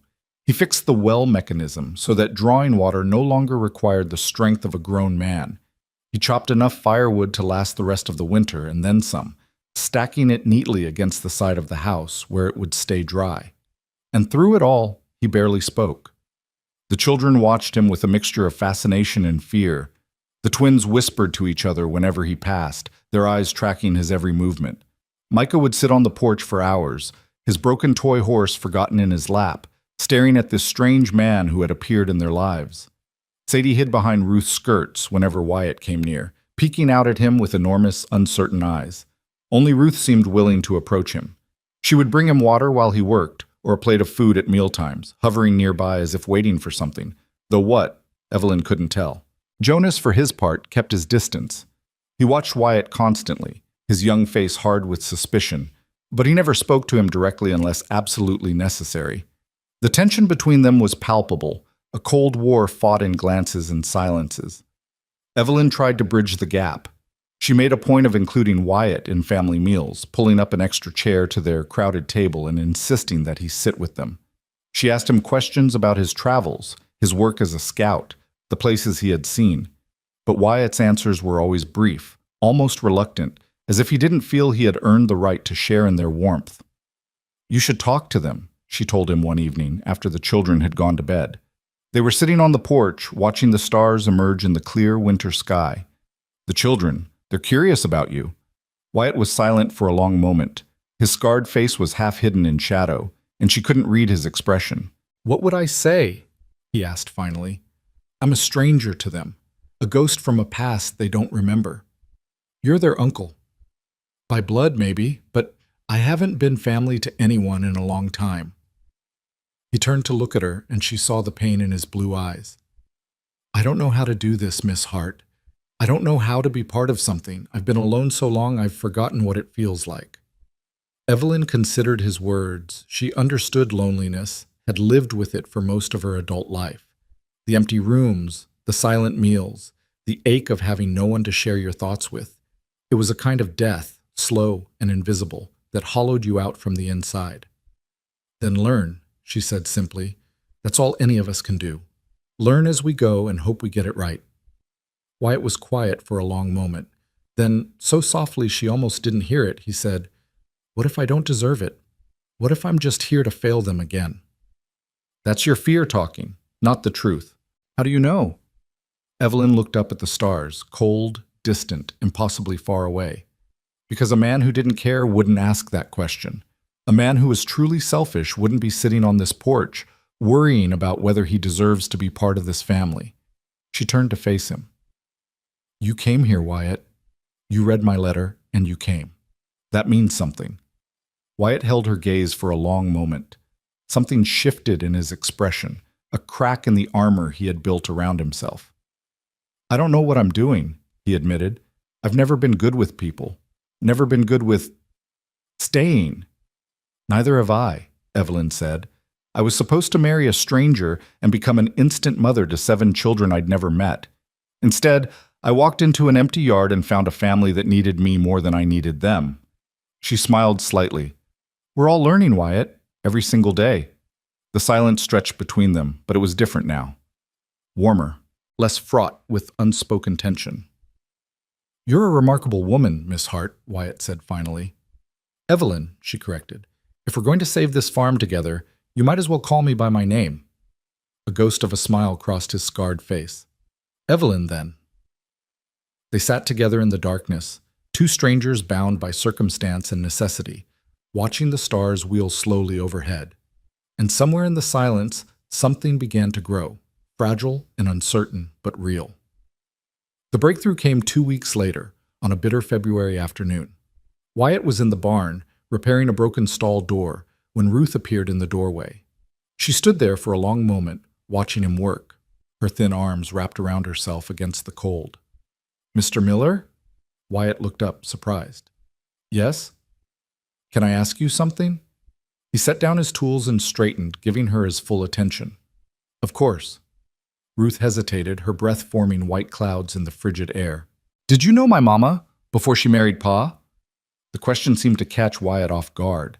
His scarred face twitched, and for a moment Evelyn, who had been approaching the barn and now stood frozen just outside, thought he might not answer. But then he nodded slowly.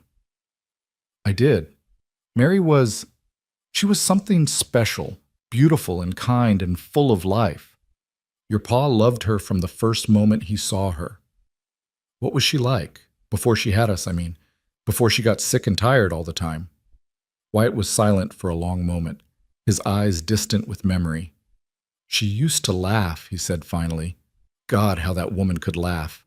Like bells ringing or water over stones. It was the most beautiful sound I ever heard. He paused. And she sang. Every morning while she made breakfast. Old hymns mostly, but sometimes other things. Love songs, lullabies. His voice grew rough. She had a voice that could break your heart. Ruth's eyes were bright with unshed tears. "I remember the singing," she whispered. "Just barely. I was so little when she stopped." "She stopped?" "After Hope was born. After she got sick." Ruth's voice trembled. "She never sang again, and then she was gone, and I thought I'd never know who she really was, the person she was before." Wyatt crossed the distance between them and knelt down so that he was at eye level with the girl. His scarred face was soft now, the hard edges smoothed away by grief and compassion. "She was brave," he said quietly. "Braver than anyone I ever knew. She came out here with your pa when there was nothing, just empty land and big dreams. She built this home with her own 2 hands. She bore 7 children and loved every one of you with everything she had." He reached out and touched Ruth's cheek, wiping away a tear that had escaped down her face. "You have her eyes, you know, the same color, the same fire." Ruth let out a sob and threw herself into his arms. Wyatt caught her, holding her tight against his chest, his own eyes glistening with moisture. "I miss her," Ruth wept. "I miss her so much." "I know," Wyatt murmured. "I know, sweetheart. I miss her too." They stayed that way for a long moment, the scarred drifter and the grieving child, while the wind howled outside and the cold pressed in from all sides. And watching from the doorway, Evelyn felt her heart crack open with a pain that was somehow also hope. This was what they needed. Not just the physical labor, the repairs and improvements. They needed healing. They needed connection. They needed someone to help carry the weight of all they had lost. Maybe Wyatt Miller wasn't the man he used to be. Maybe he was something better now, forged in the fire of his own mistakes, tempered by years of wandering and regret. Maybe they all were. The thaw came earlier than expected that year. By late February, the snow had begun to melt, revealing the brown, sodden earth beneath. The creek that ran through the property, the creek that Hollis Brigg coveted, swelled with runoff, its banks overflowing in places, the sound of rushing water filling the air. Spring was coming, and with it, the deadline. Evelyn had continued working throughout the winter, taking every sewing job she could find, every odd task that offered even a few cents of payment. Wyatt had contributed his savings, $47, carefully counted out from a leather pouch he kept in his saddlebags. Together with what they had already accumulated, their total stood at $118. Still not enough. Nowhere near enough. "We need more time," Evelyn said one evening, pacing the cramped kitchen while Wyatt sat at the table watching her. "If we could just have a few more months, maybe we could—" "Brigg won't give us more time," Wyatt interrupted. "I know his type. He wants this land, and he's been waiting years to get it. He's not going to let a technicality like timing get in his way." "Then what do we do?" Wyatt was silent for a long moment. His scarred face was troubled, his blue eyes dark with thought. "We make him an offer," he said finally. $118, plus a promise to pay the rest by fall. If he accepts, he won't accept. You said so yourself.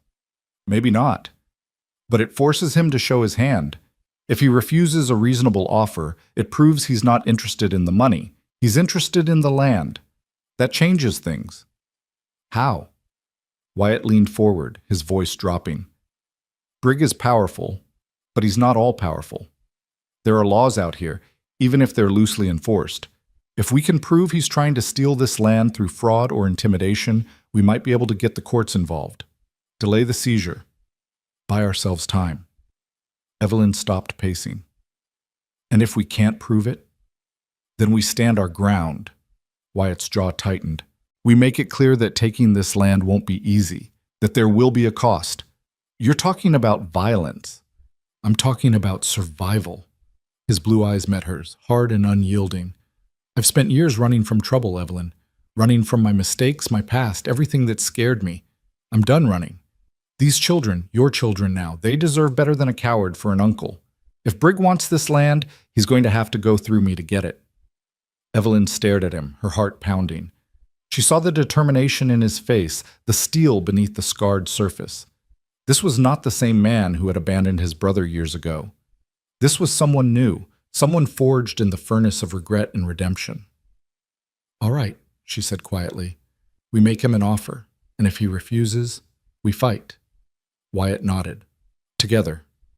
Together. They made the offer 3 days later. Evelyn walked into Brigg's office in town, a grand building of brick and glass that dwarfed the wooden structures around it and laid $118 on his mahogany desk. Partial payment, she said, her voice steady despite the fear churning in her stomach, with a written promise to pay the remaining $82 by October 1st. Brigg didn't touch the money. He sat behind his desk, his bulk filling the leather chair, his cold eyes fixed on her face.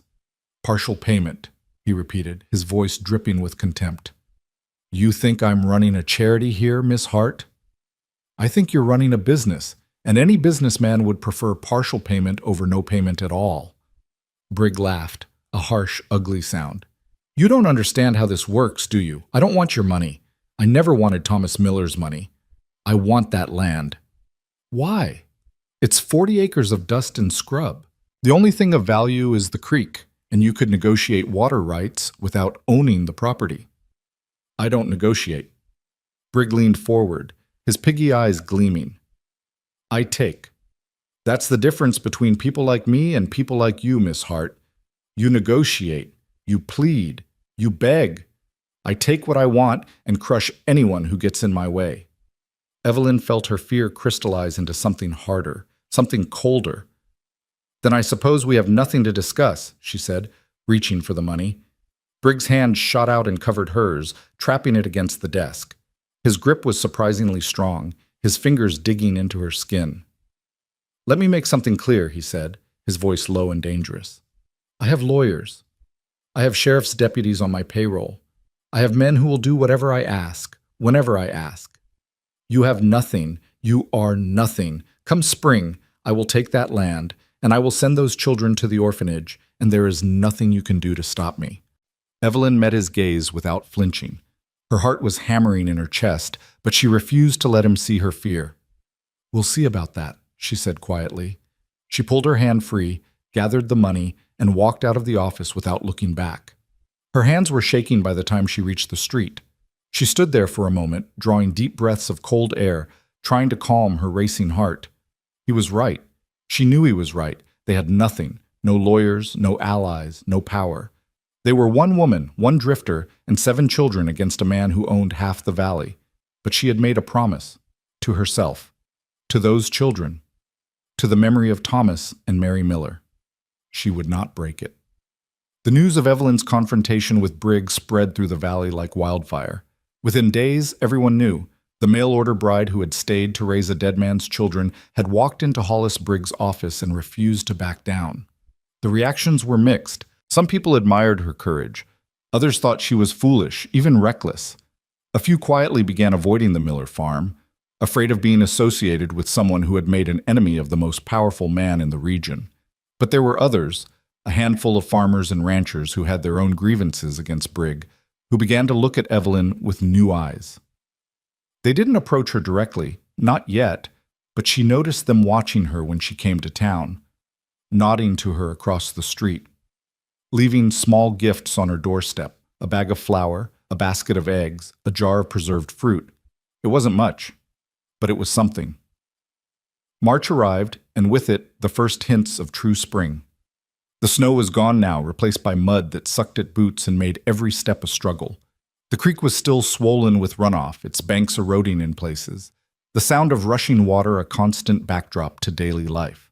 And then one morning, Jonas came running into the house with news that changed everything.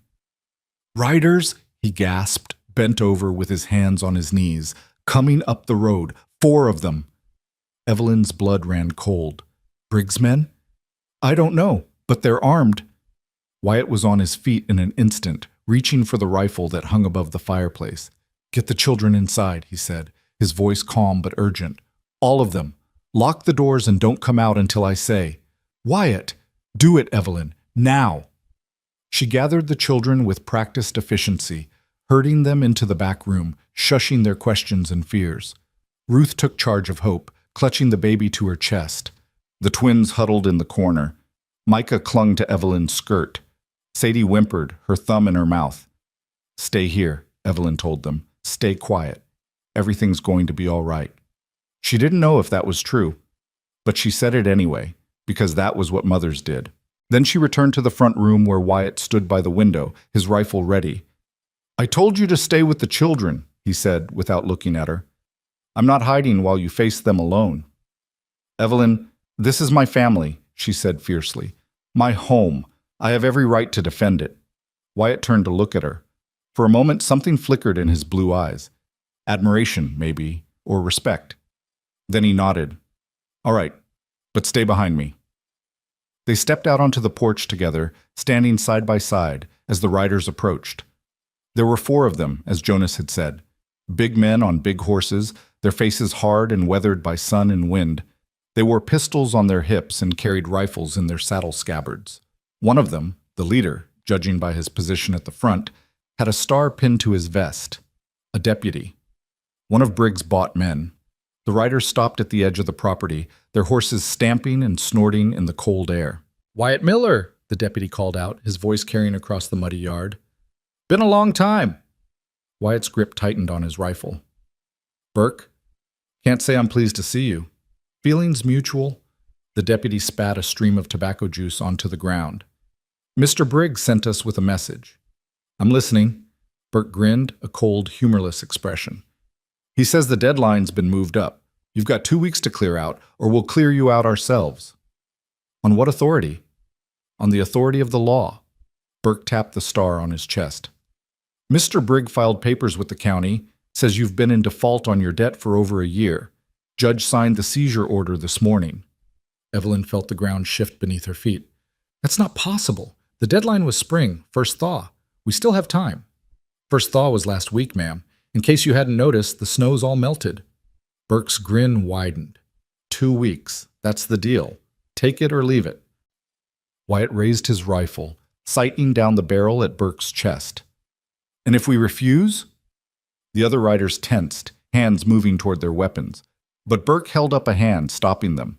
"Then we come back with more men, and we won't be so polite next time." He turned his horse, preparing to leave, then paused and looked back. "Oh, and Miller, Mr. Brigg wanted me to tell you something else. He knows you're back. He knows what happened in Laramie 8 years ago. Says he'd hate for that information to get out. Might be uncomfortable for everyone." Something changed in Wyatt's face. The color drained from his scarred cheeks, and his hands trembled slightly on the rifle. "You tell Brigg," he said, his voice low and dangerous, "that if he threatens this family again, I'll kill him myself." Burke laughed. 2 weeks, Miller. Clock's ticking." The riders wheeled their horses and galloped away, disappearing down the muddy road in a thunder of hooves. Silence fell over the farmyard. Wyatt stood motionless, his rifle still raised, his eyes fixed on the spot where the riders had vanished. "Wyatt?" Evelyn touched his arm gently. "What happened in Laramie?" For a long moment he didn't answer. His jaw was clenched, the scar on his cheek standing out white against his pale skin. Then, slowly, he lowered the rifle and turned to face her. "I killed a man," he said. The words hung in the air between them, heavy and terrible. "It was 8 years ago," Wyatt continued, his voice flat, drained of emotion. "I was working as a scout for a trading company. There was a dispute over money. I don't even remember what exactly. Things got heated. The other man drew on me, and He trailed off, his eyes distant. "He died. I didn't mean to kill him, but he died anyway." "Was it self-defense?" "That's what the judge said. But the man I killed, he had family, powerful family. They wanted revenge. That's why I ran. That's why I left Thomas and Mary and the children. I thought if I disappeared, the trouble would disappear with me. But it didn't." "No." Wyatt's voice was bitter. "It never does. And now Brigg knows, which means he has leverage. He can threaten to expose me, turn me over to the men who want me dead." Evelyn felt cold fear spreading through her chest. "What do we do?" Wyatt was silent for a long moment. The wind picked up, carrying the smell of mud and new growth and distant rain. "I don't know," he admitted finally. "For the first time in my life, I truly don't know." They stood together on the porch, 2 people caught in a trap that seemed to have no escape, while the children waited inside, their futures hanging by a thread. That evening, after the children had been fed and put to bed, Evelyn and Wyatt sat at the kitchen table in the flickering candlelight. The silence between them was heavy with unspoken fears and desperate calculations. "We have 2 weeks," Evelyn said finally. "Less than that, really. 14 days to find $82 or fight off Briggs' men or something." She laughed bitterly. "I don't even know what something looks like anymore." Wyatt stared at the table, his scarred face drawn and tired. "I've been thinking." About what? About leaving. He held up a hand before she could protest. Hear me out. If I'm gone, Brig loses his leverage. He can't threaten to expose me if I'm not here. And without that threat, maybe he'll... No. Evelyn's voice was sharp. Absolutely not. Evelyn, no, Wyatt. Listen to me. She reached across the table and took his hands in hers, forcing him to meet her eyes. You leaving won't solve anything. Brig doesn't just want you gone, he wants this land. If you disappear, he'll still come for the farm. He'll still take everything. But at least the children won't be caught in the crossfire of my mistakes. They're already caught, we all are. And running won't change that. She squeezed his hands tightly. You said you were done running. You said you wanted to do the right thing for once. This is your chance, Wyatt. Stay. Fight. Help me protect this family. Wyatt's blue eyes searched her face, looking for something, doubt maybe, or hesitation. But Evelyn met his gaze steadily, refusing to look away. Why do you believe in me? He asked, his voice rough. After everything I've done, everything I've told you, why? Because I've seen who you are, she said simply. Not the man you used to be, the man you're becoming, the man who stays up chopping wood so the children won't be cold, the man who held Ruth while she cried about her mother, the man who teaches Micah how to whittle and lets Sadie braid his hair. She smiled slightly. That man is worth believing in. Wyatt was silent for a long moment. Then slowly, he raised her hands to his lips and kissed them gently. All right, he said. I'll stay. We'll fight this together. Together. The word hung between them, a promise and a prayer. And somewhere in the darkness outside, the wind carried the faint sound of distant thunder, a storm gathering on the horizon, ready to break. The next morning brought an unexpected development. Evelyn was hanging laundry on the line, the simple mundane task a strange comfort in the midst of their crisis, when she saw a wagon approaching on the road. Not riders this time, but a single wagon, driven by a woman in a worn sunbonnet. As the wagon drew closer, Evelyn recognized her, Mrs. Patterson, the rancher's wife who had hired her to make the wedding dress. Mrs. Patterson! Evelyn called out, wiping her hands on her apron as she walked to meet the wagon. What brings you out here? Mrs. Patterson pulled the wagon to a stop and climbed down, her weathered face grim. I heard about what happened yesterday. Brig's men coming here threatening you. News travels fast.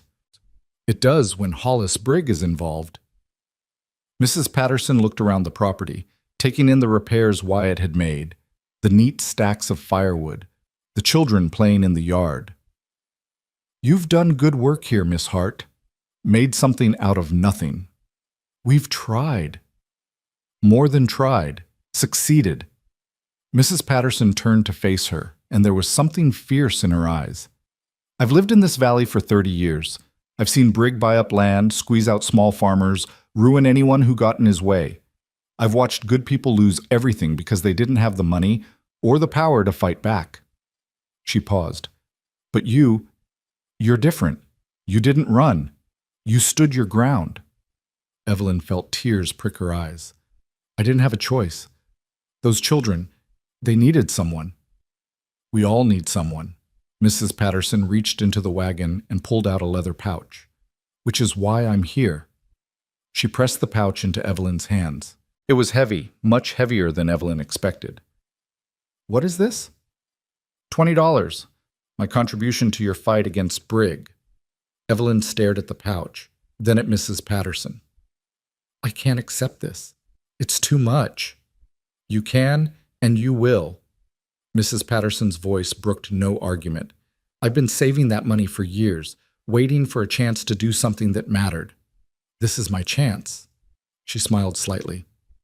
Besides, I'm not the only one. There are others in the valley, people who've suffered under Brigg, people who are tired of being afraid. They want to help too. Help how? Money, mostly. What we can spare. It won't be enough to pay off your debt entirely, but it might be enough to make a difference. Mrs. Patterson's eyes hardened. And if it comes to a fight, if Brigg sends his men again, well, there are a few of us who know how to handle a rifle. Evelyn felt something swell in her chest, something she hadn't felt in a long time. Hope. Real, tangible hope. Why? she asked, her voice barely a whisper. Why would you do this for us? Mrs. Patterson was quiet for a moment, looking out over the muddy fields, the swollen creek, the ramshackle house that had somehow become a home. Because you stayed, she said finally. When anyone else would have left, you stayed. You fought for children that weren't even yours, loved them like they were your own blood. That kind of courage, that kind of love, it's rare, Miss Hart, and it deserves to be protected. She climbed back onto her wagon and gathered the reins. I'll spread the word, she said. There will be others. You're not alone in this fight. Then she snapped the reins, and the wagon rolled away down the muddy road. Evelyn stood in the yard, clutching the leather pouch, and for the first time since Briggs' men had delivered their ultimatum, she allowed herself to believe that maybe, just maybe, they had a chance. The days that followed were a whirlwind of activity and emotion. True to Mrs. Patterson's word, others began to come forward, farmers and ranchers, shopkeepers and craftsmen, ordinary people who had suffered under Briggs' tyranny and were finally ready to push back. They brought money, $5 here, $10 there, whatever they could spare. They brought food and supplies, and most importantly, they brought hope. By the end of the first week, the Miller family's war chest had grown to $163. Still not enough to pay off the debt entirely, but close.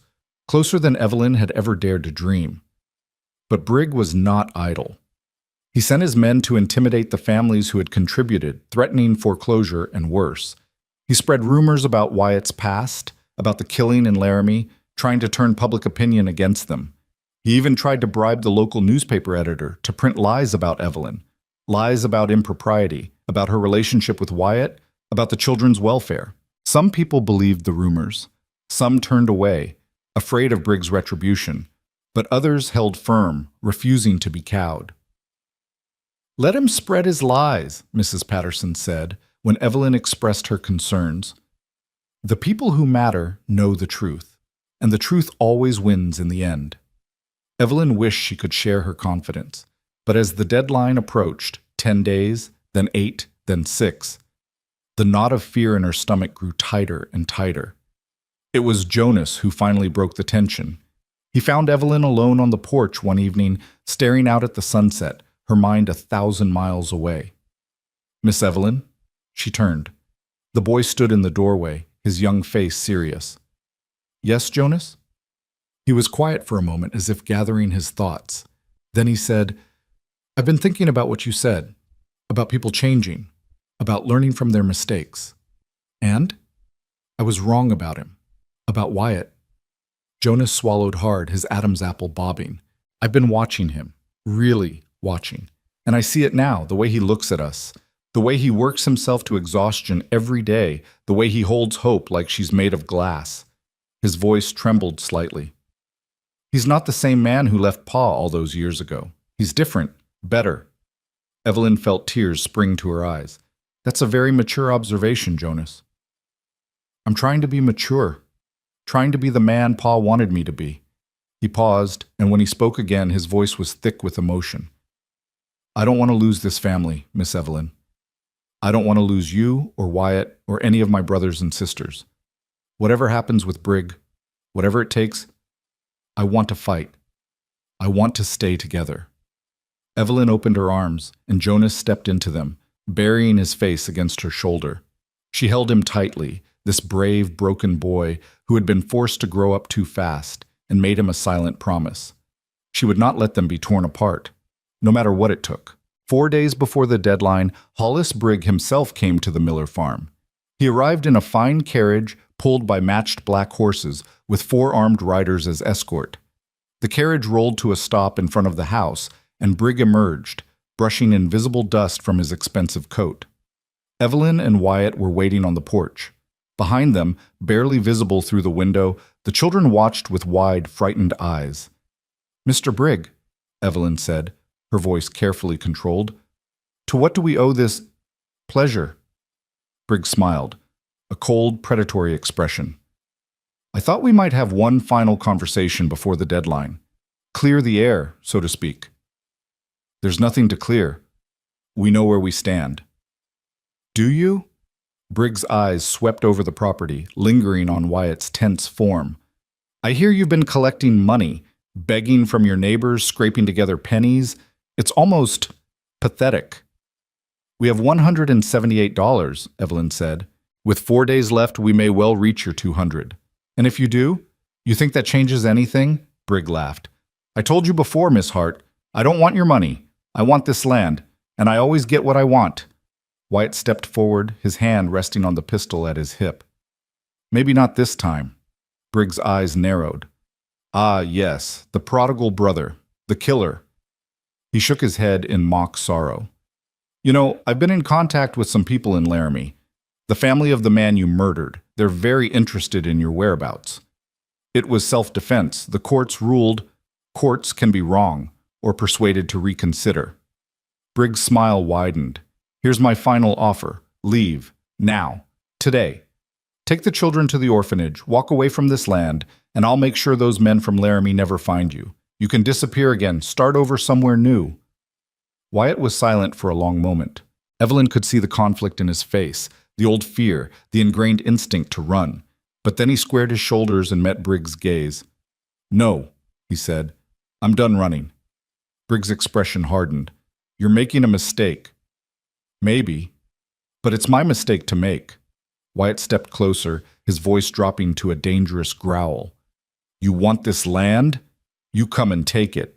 But know this, if you threaten these children again, if you send your men here to intimidate this family, I will put you in the ground, and no amount of money or lawyers or bought deputies will save you. For a moment, genuine fear flickered in Briggs' eyes, but he recovered quickly, smoothing his expression into something resembling composure. 4 days, he said, turning back toward his carriage. 4 days, and this will all be over. Enjoy them while you can. He climbed into the carriage and drove away, his escort trailing behind, leaving only silence and tension in his wake. Evelyn released a breath she hadn't realized she was holding. Her legs were trembling, and she gripped the porch railing for support. That went well, she said weakly. Wyatt didn't laugh. His face was pale, his jaw clenched tight. He's not bluffing, he said. About Laramie. About any of it. When the deadline comes, he'll send everything he has. Then we'll be ready. Wyatt turned to look at her, and she saw something in his eyes she had never seen before. Fear, yes, but also determination. And something else, something that looked almost like love. Evelyn, he said quietly, whatever happens, I want you to know. Don't. She reached out and touched his face, her fingers tracing the line of his scar. Don't say goodbye. We're not done fighting yet. He caught her hand and held it against his cheek. I wasn't going to say goodbye. I was going to say thank you for believing in me, for giving me a chance to be the man I should have been all along. Evelyn felt tears spill down her cheeks. You've always been that man, Wyatt. You just needed someone to remind you.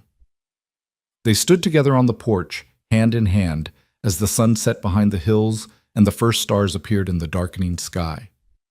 4 days. 4 days until everything changed, but they would face it together, and whatever came, whatever Hollis Brigg threw at them, they would not break. The days bled into one another, each hour heavier than the last. Evelyn stopped sleeping through the night, lying awake in the darkness with her ears straining for sounds of approaching riders. Wyatt patrolled the perimeter of the property until well past midnight, his rifle never far from his hands. Even the children sensed the tension, their laughter fading into whispers, their games abandoned in favor of huddling close to the adults who had become their protectors. 3 days remained when Mrs. Patterson returned, this time with 2 other women from the valley. They brought with them another $27, collected from families who had heard about the standoff with Brigg and wanted to contribute. That puts you at $205, Mrs. Patterson said, counting out the coins on the kitchen table. More than enough to pay off the debt. Evelyn stared at the pile of money, her heart torn between hope and despair. But you heard what Briggs said. He doesn't want the money. He wants the land. Then we force him to take the money.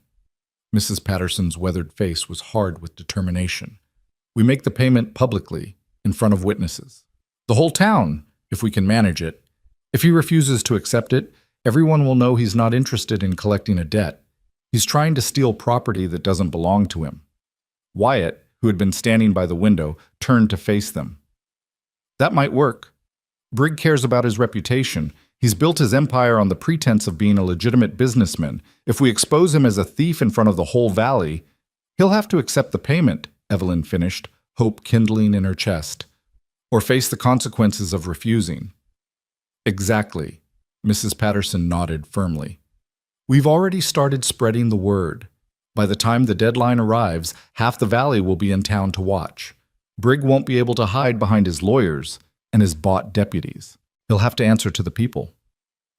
Evelyn felt tears prick her eyes. Why are you doing this, all of you? You barely know us. One of the other women, a young rancher's wife named Sarah, spoke up. Because we know Brigg. We know what he's capable of. My husband's family had a small farm east of here before Brigg decided he wanted their water rights. He drove them off the land with threats and false debts, same as he's trying to do to you. They lost everything. Her voice trembled with barely suppressed anger. I won't stand by and watch that happen again. Not if I can help it. The third woman, an older widow named Mrs. Chen, who ran a small laundry in town, nodded in agreement. My husband came to this country with nothing. He built our business from the ground up, working 16-hour days until his hands bled. Brigg tried to force us out too, said the Chinese had no right to own property in his town. But we fought him, and we won. She smiled, revealing missing teeth. You can win too, Miss Hart. You just need to show him that you're not afraid. Evelyn looked at these women, these strangers who had become allies, and felt something shift inside her. For months she had been fighting alone, carrying the weight of 7 children and an impossible debt on her shoulders. She had convinced herself that no one else cared, that the world was cold and indifferent to their suffering. But she had been wrong. There were good people out there, people who believed in justice, in fairness, in standing up for those who couldn't stand up for themselves, people who were willing to risk their own safety and security to help a family they barely knew. She wasn't alone. She had never been alone. Thank you, she said, her voice thick with emotion. Thank you all. Mrs. Patterson waved a dismissive hand. Don't thank us yet. The fight isn't over. Brigg won't go down without a battle. I know, Evelyn said, but at least now we have a chance. That night, after the visitors had left and the children were asleep, Evelyn sat with Wyatt on the front porch, watching the stars wheel overhead. The night was cold but clear, the sky a vast canopy of silver light. Do you think it will work? Evelyn asked quietly. The public payment, the witnesses, do you really think Brigg will back down? Wyatt was silent for a long moment, his scarred face unreadable in the darkness. Honestly, I don't know. Brigg is unpredictable, dangerous. He's not used to being challenged, and men like him don't take kindly to losing. So there's a chance he'll refuse anyway, even with the whole town watching. Yes. Wyatt turned to look at her, his blue eyes reflecting the starlight.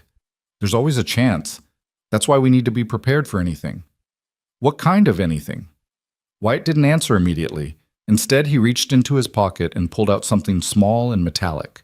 In the dim light, Evelyn couldn't see what it was at first. Then he pressed it into her hand. A derringer. A tiny 2-shot pistol, small enough to fit in her palm. Do you know how to use this? He asked. Evelyn stared at the weapon, her heart pounding. I've never fired a gun in my life. Then I'll teach you, tomorrow, first thing. Wyatt's voice was calm but serious. I'm not saying you'll need to use it. I pray you never have to. But if something goes wrong, if Brigg's men come and I can't protect you, I want you to be able to defend yourself. Defend the children. Evelyn felt the cold weight of the derringer in her hand. It was small, almost delicate, but the deadliness of it was unmistakable. I don't know if I can, she said quietly. Kill someone, I mean, even to protect the children. You'd be surprised what you're capable of when the people you love are in danger. Wyatt's voice was soft now, almost gentle. I've seen ordinary people do extraordinary things when pushed to the limit, and you, Evelyn Hart, are far from ordinary. She looked up at him, at this scarred, broken man who had ridden out of the past to help a family that barely knew him. In the months since his arrival, she had come to rely on him, not just for his strength and his skills, but for his presence, his steadiness, his quiet faith in her abilities. "Neither are you," she said. "Whatever happened in Laramie, whatever mistakes you made, you're a good man, Wyatt Miller. The children know it. I know it." Wyatt's face contorted with emotion. Gratitude, maybe, or something deeper. "Evelyn," he began. "Don't." She reached out and took his hand, threading her fingers through his. "Don't argue with me. Just accept it." For a long moment they sat together in silence, hands intertwined, watching the stars. Then Wyatt spoke again, his voice barely above a whisper. "If we survive this, if we actually manage to save this farm and keep this family together, there's something I want to ask you." Evelyn's heart stuttered. "What kind of something?" "The kind I shouldn't be thinking about right now with everything else going on." He paused, and she could hear him struggling to find the right words. "The kind that might be foolish and presumptuous and completely inappropriate." "Wyatt, I know it's not the time, but I need you to know." He turned to face her, his blue eyes burning with intensity. "I need you to know that whatever happens, you've changed me, given me something to believe in again, and I—" He broke off, shaking his head. "Never mind. Forget I said anything." But Evelyn didn't forget. She couldn't forget. She lay awake long into the night, the derringer hidden beneath her pillow, thinking about Wyatt's words and what they might mean, about the future that might be waiting for them, if they could just survive the next 2 days. The morning of the second-to-last day dawned gray and cold, with clouds gathering on the western horizon. Wyatt took Evelyn out behind the barn and taught her to shoot the derringer, how to hold it, how to aim, how to brace for the recoil. The gun was small, but powerful, and by the time they finished, her hands were shaking and her ears were ringing. "You're a natural," Wyatt said, though his expression was grim. "Let's hope you never have to prove it." They spent the rest of the day preparing. Wyatt checked and rechecked his rifle, oiled the pistol he wore on his hip, sharpened the knife in his boot. Jonas helped him fortify the barn, stacking bales of hay to provide cover if things turned violent. Ruth took charge of the younger children, drilling them on where to hide and what to do if they heard gunshots. It was surreal, Evelyn thought, watching these children, these innocent, frightened children, prepare for the possibility of combat. They should have been playing, laughing, enjoying the carefree days of youth. Instead, they were learning to survive in a world that wanted to tear them apart. She made a silent vow. If they got through this, she would give them back their childhood. Every game they had missed, every moment of joy that had been stolen from them, she would find a way to restore it. But first, they had to survive. That evening, as the sun set behind the gathering clouds, a rider appeared on the road. Evelyn's heart leaped into her throat, her hand instinctively reaching for the derringer in her pocket. But as the rider drew closer, she realized it wasn't one of Briggs' men. It was Dr. Hartley, the thin, nervous physician who had given her the peppermint oil for hope all those months ago. He dismounted quickly, his face pale and drawn. "Miss Hart, I came as soon as I heard." "Heard what?" "Briggs planning something." Dr. Hartley's voice was urgent, his words tumbling over each other. "I was at the saloon this afternoon, not drinking, just passing through, and I heard his men talking. They're not planning to wait for the deadline. They're coming tonight." Evelyn felt the blood drain from her face. "Tonight? But we still have 2 days. Briggs doesn't care about the deadline. He never did. He's going to raid the farm under cover of darkness, before you can gather your witnesses, before the town can intervene." Dr. Hartley grabbed her arm, his grip surprisingly strong. "You need to leave, now. Take the children and run." Wyatt had appeared on the porch, rifle in hand. "How many men?" "At least a dozen, maybe more, armed with rifles and pistols." Dr. Hartley's eyes were wide with fear. "You can't fight them, Mr. Miller. There are too many." "We're not running," Evelyn said, her voice steady despite the terror clawing at her chest. "This is our home. Those children's home. We won't abandon it." "Then you'll die. All of you." Dr. Hartley's voice cracked. "Please, Miss Hart, be reasonable. Your lives are worth more than a piece of land." "It's not about the land," Wyatt said quietly. "It's about what we stand for, what we're willing to fight for." He met Evelyn's eyes, and something passed between them, an understanding, a promise. "If we run now, Briggs wins. Not just this battle, but all the ones that come after." Every family he threatens, every farm he tries to steal, they'll all look at us and think, why bother fighting? The Millers ran and so should we. So you're going to make a stand against a dozen armed men? No. Wyatt's smile was grim but determined. We're going to call in reinforcements. They moved quickly after that. Doctor Hartley was dispatched to town with instructions to spread the word. Brigg was attacking the Miller farm tonight. Anyone who wanted to stand against him should come now, immediately, before it was too late. Jonas was sent to the Patterson Ranch, the closest neighbor who had pledged support. He went on foot, sprinting through the gathering darkness with the message burning in his mind. Bring guns, bring people, bring hope. Evelyn gathered the children and led them to the root cellar beneath the barn, the safest place on the property. Ruth carried Hope, who was sleeping peacefully, blissfully unaware of the danger. The twins clutched each other, their faces pale with fear. Micah held his broken toy horse like a talisman, and Sadie clung to Evelyn's skirts, refusing to let go. I want you to stay here, Evelyn said, kneeling to face them. No matter what happens, no matter what you hear, stay hidden. Do you understand? What if they find us? Peter asked, his voice trembling.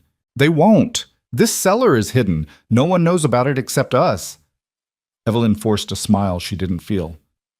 Everything's going to be all right. I promise. It was a lie, and she knew it, but lies were all she had to give them.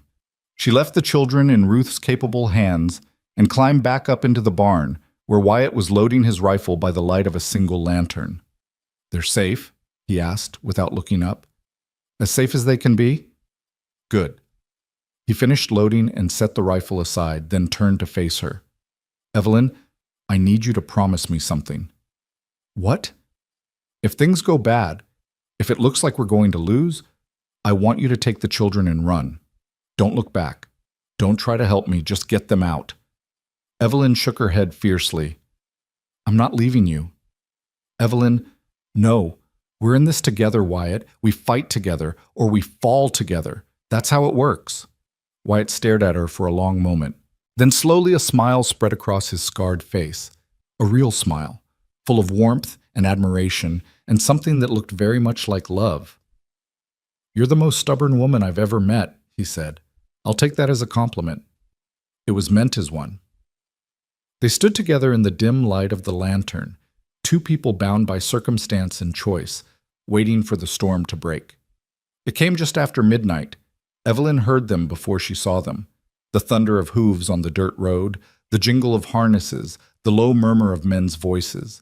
She was crouched behind a stack of hay bales, the derringer clutched in her sweat-slicked hands, her heart pounding so hard she could hear it in her ears. Wyatt was across the barn, positioned near the door with his rifle trained on the entrance. His face was calm, almost serene, the face of a man who had made peace with whatever was about to happen. The riders stopped just beyond the property line. In the darkness, Evelyn could make out their silhouettes, at least a dozen, maybe more, arrayed in a loose semicircle around the farmhouse. Then a voice rang out, harsh and commanding. Wyatt Miller, we know you're in there. Come out with your hands up, and no one has to get hurt. It was Burke, the deputy who had delivered Briggs' ultimatum. His voice was thick with alcohol and anticipation. Wyatt didn't respond. He just waited, silent and motionless, his finger resting on the trigger. Last chance, Miller. You've got 10 seconds before we burn this place to the ground. Still nothing. Fine, have it your way. Evelyn heard the scrape of a match, saw a tiny flame flare in the darkness. One of Briggs' men had lit a torch, and he was moving toward the barn with deadly intent. She raised the derringer, aiming at the approaching figure, her hands trembling. And then, from somewhere behind Briggs' men, a shot rang out. The man with the torch cried out and dropped, the flames sputtering in the dirt. Chaos erupted as Briggs' riders wheeled their horses, trying to identify the source of the attack. More shots followed, coming from multiple directions. Evelyn saw muzzle flashes in the darkness, from the tree line to the east, from the rocky outcropping to the west, from the road itself. What the hell? Burke's voice was high with panic. We're surrounded! Fall back! Fall back! But there was nowhere to fall back to. The shooters had positioned themselves perfectly, cutting off every avenue of retreat. Wyatt burst from the barn, rifle blazing.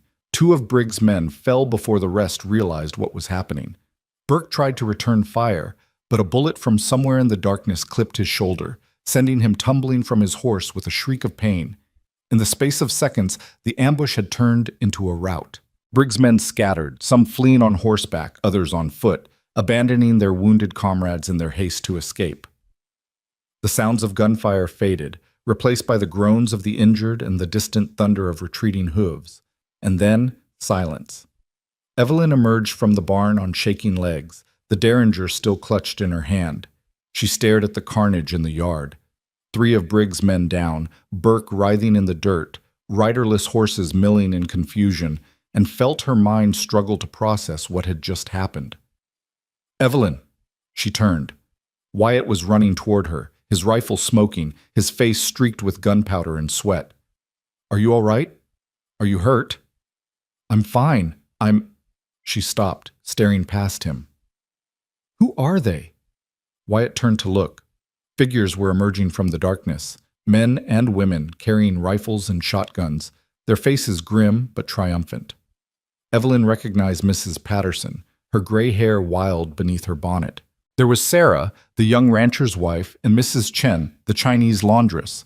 Dr. Hartley was there too, looking terrified but determined, a pistol clutched in his ink-stained hands. And behind them, more people, farmers and ranchers, shopkeepers and craftsmen, the ordinary citizens of the valley who had finally decided to take a stand. "We got the message," Mrs. Patterson said, striding forward. "Figured you could use some help." Evelyn felt tears streaming down her face. "How did you—" "There were so many of them." "There were more of us." Mrs. Patterson smiled grimly. "Briggs had this coming for a long time. We just needed someone to show us we could fight back." Jonas appeared from the shadows, breathing hard from his run. "I got to the Patterson place just in time. They were already arming up when I arrived." "We'd been planning this for days," Mrs. Patterson explained. "Ever since we heard what Briggs was up to. We figured he might try something underhanded, so we set up a network, people watching the roads, ready to mobilize at a moment's notice." Wyatt shook his head in disbelief. "You organized all of this? Behind our backs?" "Behind Briggs' back, more like." Mrs. Patterson's eyes glittered with satisfaction. "He thought he was the only one who could play games. He was wrong." A groan from the ground drew their attention. Burke was trying to crawl away, his wounded shoulder leaving a trail of blood in the dirt. Wyatt strode over and planted his boot on the deputy's back, pressing him flat. "Going somewhere?" Burke's face was twisted with pain and fear. "Please, don't kill me.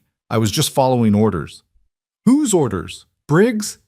Yes, he told us to raid the farm, scare you off. He didn't say anything about killing." "Liar!" Wyatt's voice was ice. "You came here with torches. You were going to burn this family alive." "I wasn't. I swear. Save it for the judge." Wyatt looked up at the assembled crowd. "Someone tie this man up. Him and any others still breathing. They're going to answer for what they tried to do here tonight." Several men stepped forward, producing ropes and binding the wounded attackers. Burke continued to protest his innocence, his voice growing increasingly desperate, but no one was listening. Evelyn turned away from the scene, her legs suddenly weak. The adrenaline that had sustained her through the attack was fading, leaving behind a bone-deep exhaustion. "Evelyn?" Wyatt was beside her, his hand on her arm. "Are you sure you're all right?" "I don't know." She laughed, but there was no humor in it. "I've never been in a gunfight before. Is it always like this? The fear, the chaos, the—" She gestured helplessly at the carnage around them. "Yeah." Wyatt's voice was soft. "It's always like this. That's why I tried so hard to leave it behind." "But you didn't. You stayed." "I stayed." He reached up and brushed a strand of hair from her face. "For you, for the children, for the chance to finally do something right." Evelyn felt her heart swell with emotion, gratitude, relief, and something deeper, something she was only beginning to understand. "The children," she said suddenly. "I need to tell them it's over. They must be terrified down there." She turned and ran toward the barn, Wyatt following close behind. They descended into the root cellar, where Ruth and the younger children were huddled together in the darkness. "Miss Evelyn!" Ruth's voice was high with fear. "We heard shooting, so much shooting." "It's over." Evelyn dropped to her knees and gathered as many of the children as she could into her arms. "It's over. We're safe. Everyone's safe." The twins burst into tears. Micah clutched his toy horse and stared at her with wide eyes.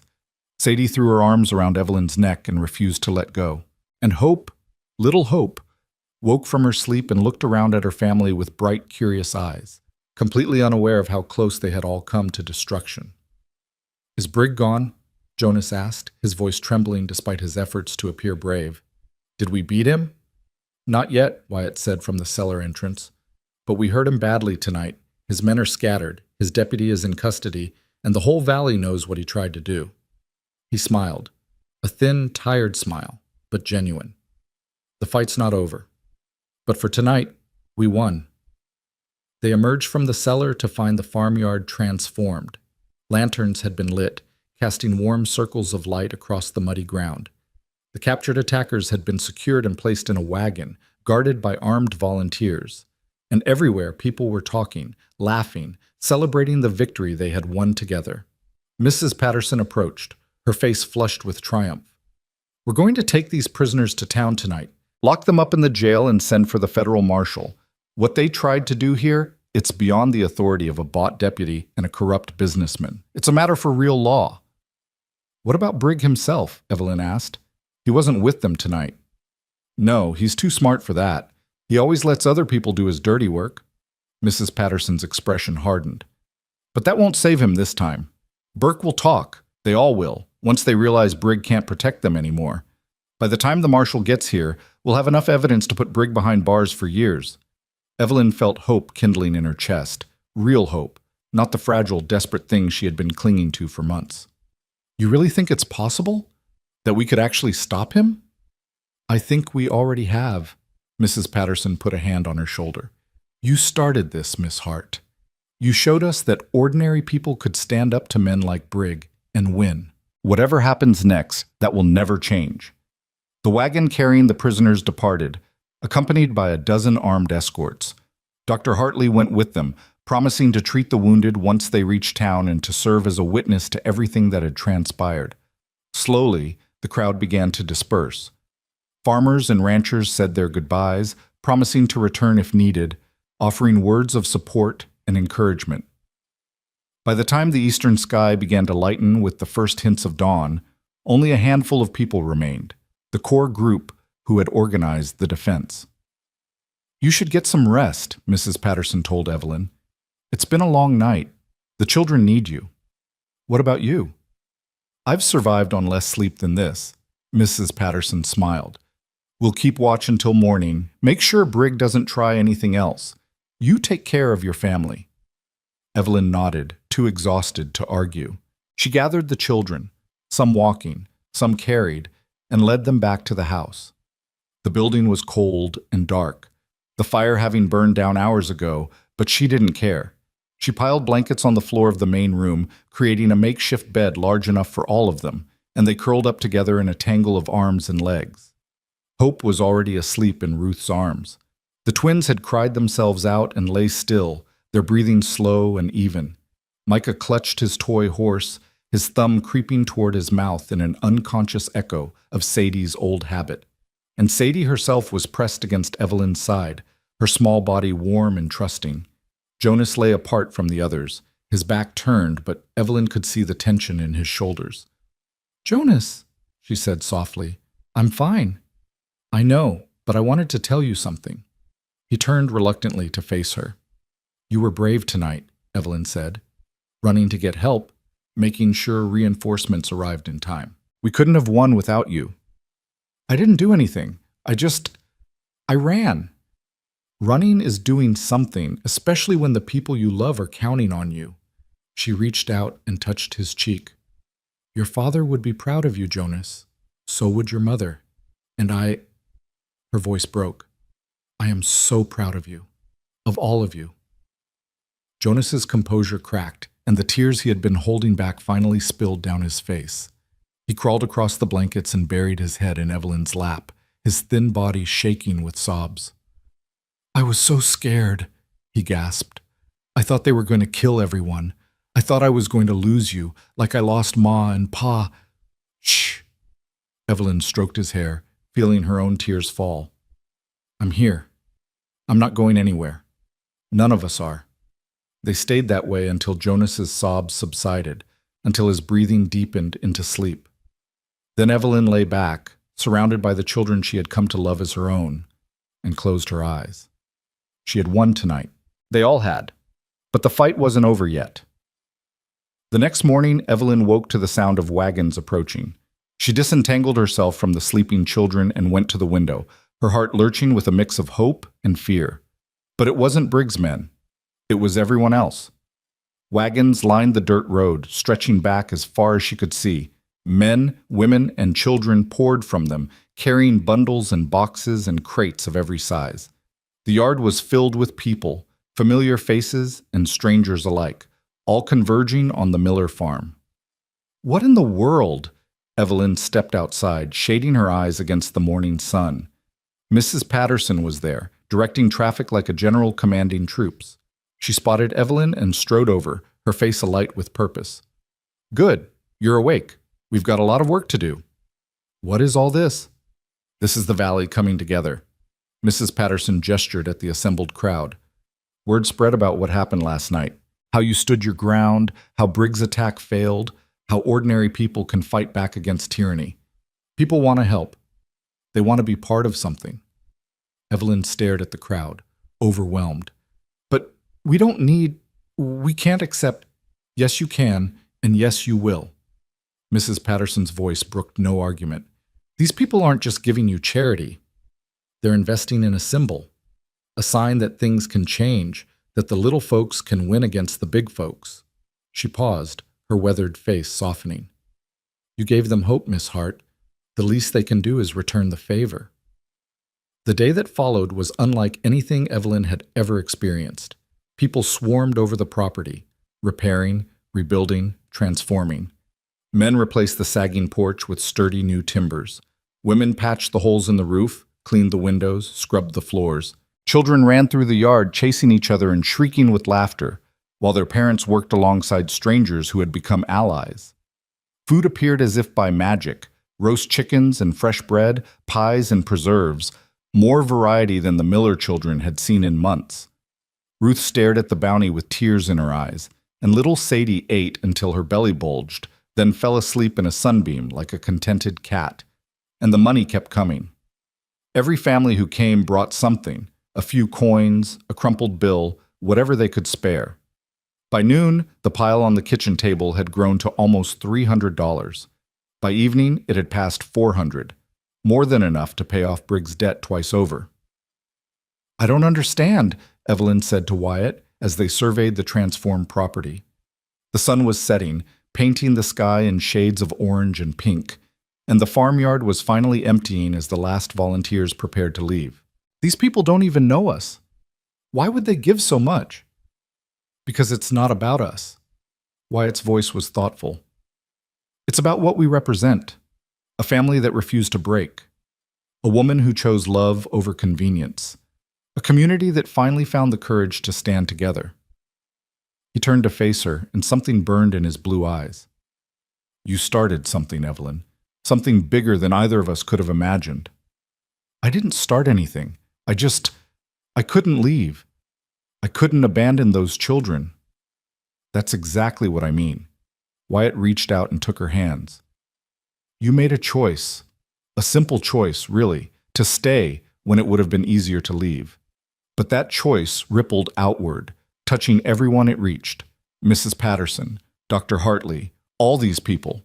He gestured at the departing wagons. They saw your courage, and it awakened their own. Evelyn felt tears prick her eyes.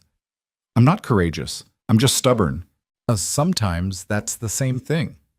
They stood together in the fading light, hands intertwined, watching the last rays of sun disappear behind the hills. What happens now? Evelyn asked. Now we wait. The marshal should arrive in a few days. He'll take statements, gather evidence, decide whether to press charges against Brigg. Wyatt's expression darkened. Brigg won't go down without a fight. He'll hire the best lawyers, spread more lies, try every trick in the book. But with Burke and the others in custody, with witnesses willing to testify, I think we have a real chance. And if we don't, if Briggs somehow weasels out of it, then we fight again. As many times as it takes. Wyatt squeezed her hands. But I don't think it will come to that. Briggs' power was built on fear. Tonight, we proved that his threats are hollow. The people of this valley aren't afraid of him anymore. Because of what happened here. Because of what you made happen. Wyatt's voice was soft. You're remarkable, Evelyn Hart. I hope you know that. Evelyn looked up at him. This scarred, complicated man who had ridden out of the past to help a family that barely knew him, who had fought beside her, believed in her, supported her through the darkest days of her life. So are you, she said quietly. For a moment, neither of them moved. The air between them was charged with something unspoken, something that had been building for months. Then Wyatt raised her hands to his lips and kissed them gently. Whatever comes next, he said, we face it together. Together, Evelyn agreed. And as the stars began to emerge in the darkening sky, she felt for the first time in longer than she could remember, truly at peace. The days that followed were a blur of activity and anticipation. The federal marshal arrived 3 days after the failed raid, a tall, stern-faced man named Marcus Cole, who listened to their story with careful attention and asked probing questions. He interviewed Burke and the other prisoners, took statements from Mrs. Patterson and Dr. Hartley and a dozen other witnesses, and examined the evidence with meticulous care. Briggs predictably denied everything. He claimed the raid was a misunderstanding, that his men had been acting without his authority, that he was the victim of a conspiracy orchestrated by jealous rivals. He hired expensive lawyers from San Francisco who filed motions and objections and tried every legal maneuver to delay the proceedings. But it wasn't enough. Burke, faced with the prospect of spending years in a federal prison, broke down and confessed everything. He named names, described meetings, produced documents that Briggs had carelessly left in his possession. By the time the lawyers arrived, the case against Briggs was ironclad. The trial was held in the county courthouse, a modest wooden building that was packed to overflowing with spectators. Evelyn testified, describing Briggs' threats and intimidation. Wyatt testified, recounting the raid and the violence that had been unleashed. Mrs. Patterson testified, Mrs. Chen testified, Dr. Hartley testified. One by one, the ordinary people of the valley stood up and told their stories, building a damning portrait of corruption and abuse. Briggs sat through it all with a face like stone, his piggy eyes darting from witness to witness, his meaty hands clenched on the table before him, but his composure cracked when the verdict was read. Guilty on all counts. Conspiracy, fraud, attempted arson, assault with intent to cause bodily harm. The judge sentenced him to 15 years in federal prison. As the bailiffs led Briggs away in chains, he turned and fixed Evelyn with a look of pure hatred. "This isn't over," he snarled. "You think you've won. I have friends. I have resources. That's enough," Marshal Cole said, shoving Briggs toward the door. "You've said quite enough, Mr. Briggs." Evelyn watched him go, her heart pounding. She knew the threat wasn't empty. Men like Briggs had long memories and longer grudges. But for now, at least, he was gone. The valley was free. The celebration that night was the largest the valley had ever seen. Every family that had contributed to the fight came to the Miller farm, bringing food and drink and music. Lanterns were strung from the trees, tables were set up in the yard, and for the first time in what felt like forever, there was nothing but joy. The children danced and played, their laughter ringing through the cool evening air. Ruth held Hope up so she could see the lights, and the baby giggled with delight. The twins raced around the yard with the other children, their fears forgotten. Micah showed off his toy horse to anyone who would look, and Sadie had abandoned her thumb entirely, too busy stuffing her face with cake. Jonas stood apart, watching it all with a strange expression, wonder, maybe, or disbelief. "You all right?" Evelyn asked, coming to stand beside him. "I keep expecting to wake up," he said quietly, "to find out this is all a dream, and we're still back where we started. Hungry, afraid, alone. It's not a dream, Jonas. This is real. All of it." "I know." He turned to look at her, and she saw tears glistening in his eyes. "I know it's real. That's what scares me." Why? Because real things can be taken away. His voice broke. I've lost so much already, Miss Evelyn. My ma, my pa, everything I thought was certain. What if I lose this too? Evelyn put her arm around his thin shoulders and pulled him close. I can't promise you that nothing bad will ever happen again, she said honestly. Life doesn't work that way. But I can promise you this. Whatever comes, we'll face it together. This family, our family, we're stronger than we were. We've proven that. And no matter what the future holds, that strength will carry us through. Jonas was silent for a long moment. Then, slowly, he nodded. You really believe that? I do. Evelyn smiled and ruffled his hair. Now go join your brothers and sisters. There's cake, and I'm told the Patterson boy has been asking about you. Jonas grinned, a real grin, the grin of a child who was finally allowing himself to be a child again. He ran off to join the others, and Evelyn watched him go, her heart full. She felt Wyatt's presence before she saw him.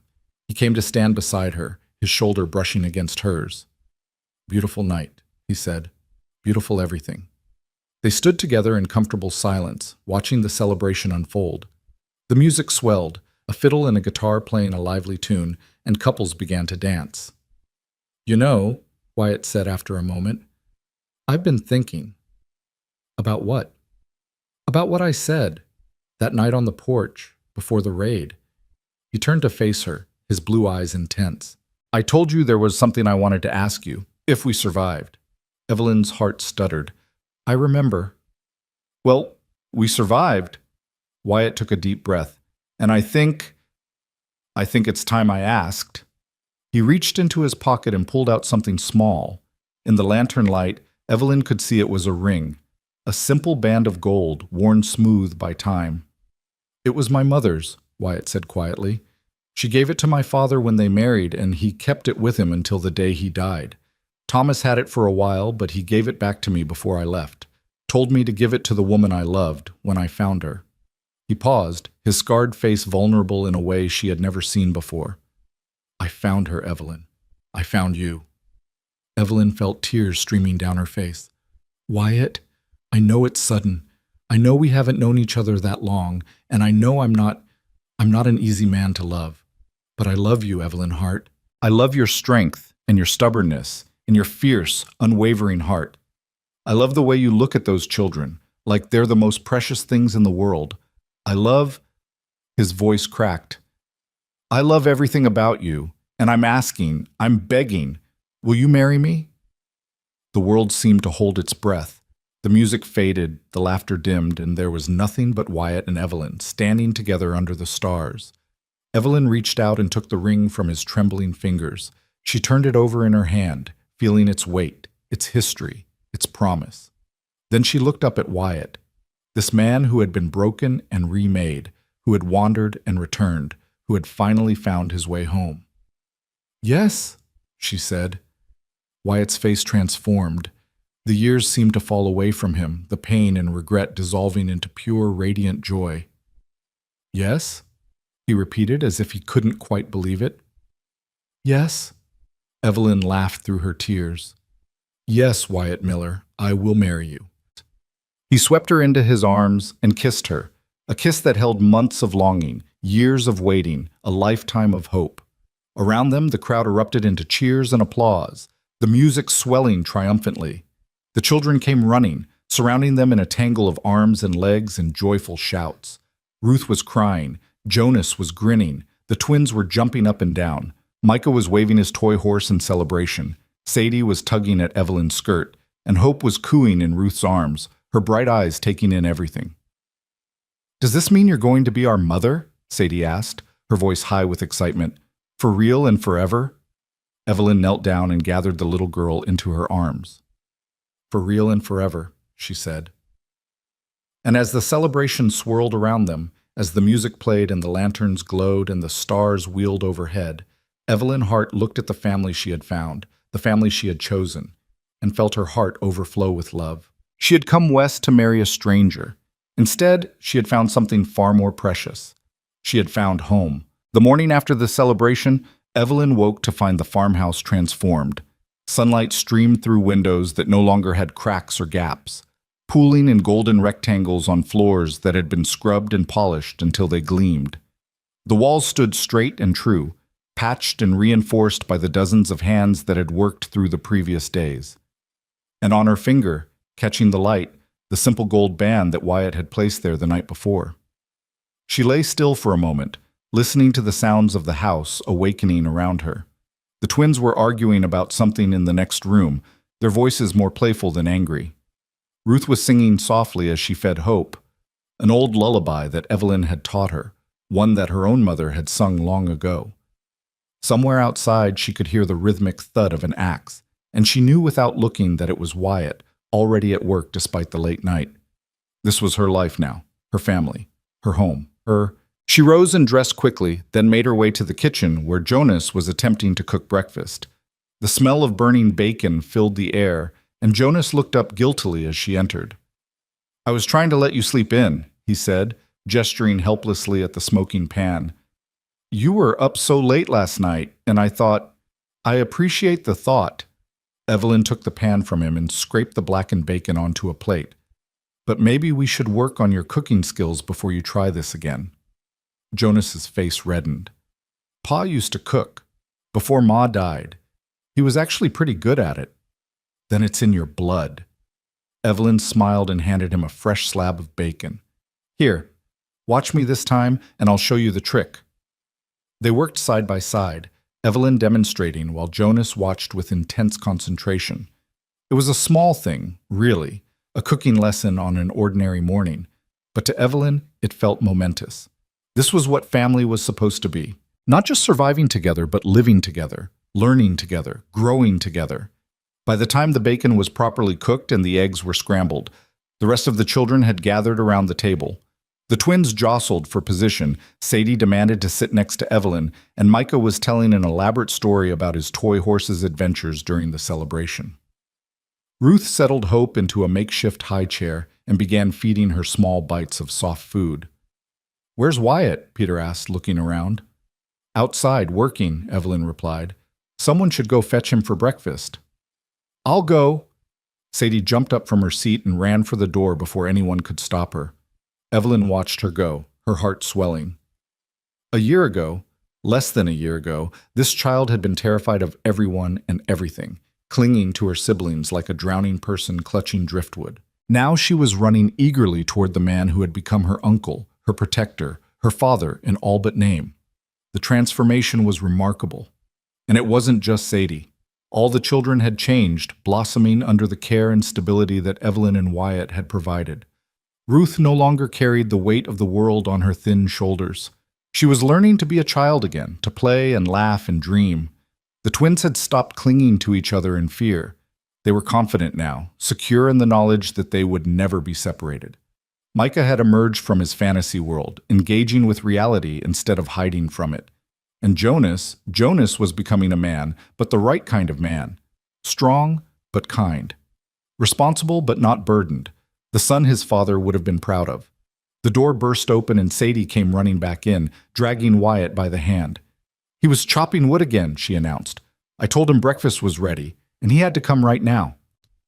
Wyatt allowed himself to be pulled to the table, his scarred face creased with amusement. He caught Evelyn's eye and smiled, a private smile, full of warmth and promise. "Sleep well?"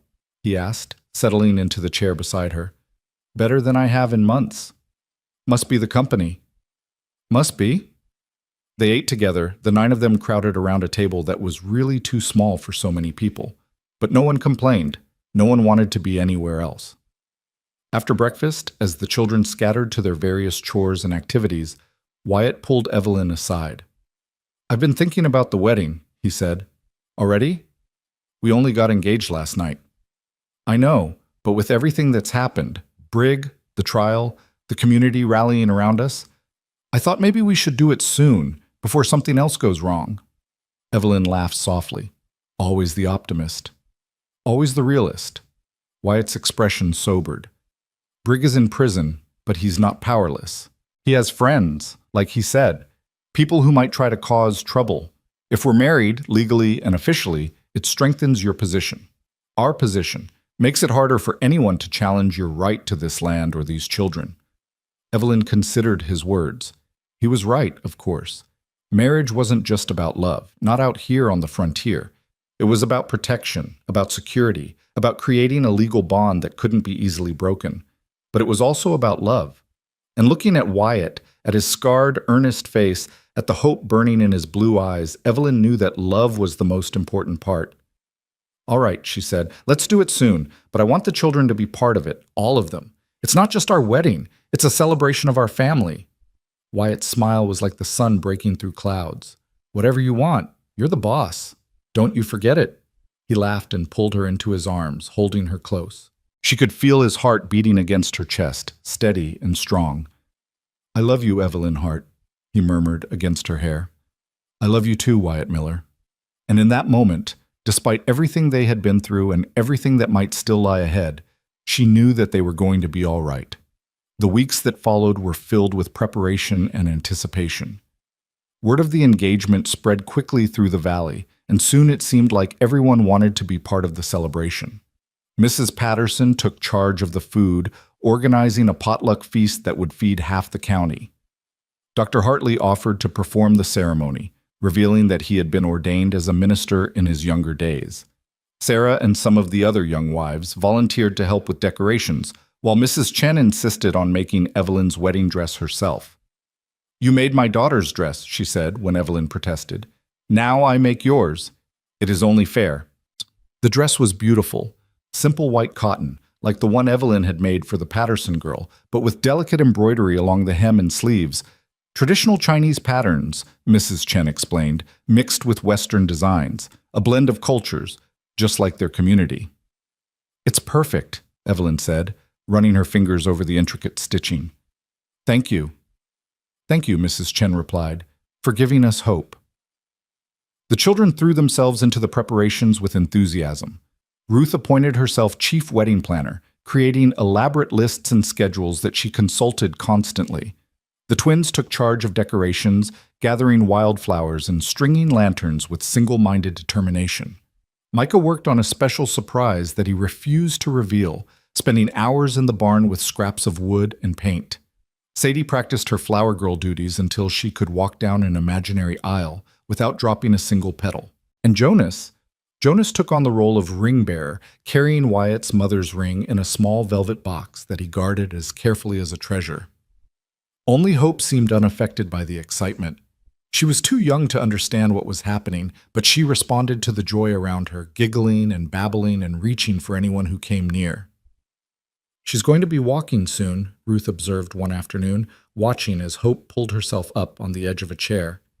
"Maybe even by the wedding." "That would be something," Evelyn agreed. "Hope taking her first steps while we take ours." "That's poetic," Ruth grinned. "You should put that in your vows." "Maybe I will." The date was set for the first Saturday in May, exactly 1 year after Evelyn had stepped off the train at Sutter's Creek Station. It seemed fitting, somehow. A full circle. An ending and a beginning wrapped together. As the day approached, Evelyn found herself reflecting on everything that had happened since that dusty afternoon when Jonas had met her on the platform with the news that would change her life. She had come west to marry a stranger. Instead, she had found a family in ruins, 7 children, orphaned and alone, on the brink of losing everything. She had made a choice that day. A simple choice, really, to stay when it would have been easier to leave, to fight when it would have been safer to surrender, to love when there was every reason to be afraid. And from that single choice, everything else had followed. The struggles and sacrifices, the setbacks and triumphs, the slow, painful process of building trust, of healing wounds, of becoming a family. It hadn't been easy. Nothing worthwhile ever was. But looking at the life she had built, the children thriving, the farm prospering, the community united, Evelyn knew that every hardship had been worth it. She had come west looking for a purpose. She had found something far more precious. She had found herself. The morning of the wedding dawned clear and bright, with not a cloud in the sky. The sun rose over the eastern hills like a blessing, painting the valley in shades of gold and pink. Evelyn woke early, too excited to sleep. She lay in bed for a while, listening to the birdsong outside her window, feeling the nervous flutter in her stomach that had nothing to do with fear and everything to do with joy. Today, she would become Mrs. Wyatt Miller. Today, their family would be complete. She rose and dressed in her everyday clothes. The wedding dress would come later, and went downstairs to find the house already in chaos. Ruth was directing preparations with the intensity of a general commanding troops.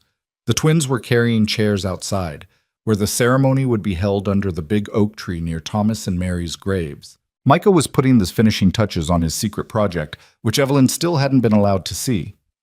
Sadie was practicing with her flower basket, scattering petals across the floor and then carefully picking them up again. And Jonas was nowhere to be found. He went with Wyatt, Ruth explained when Evelyn asked. Something about a surprise. Men's business, Jonas said. Evelyn raised an eyebrow but didn't press.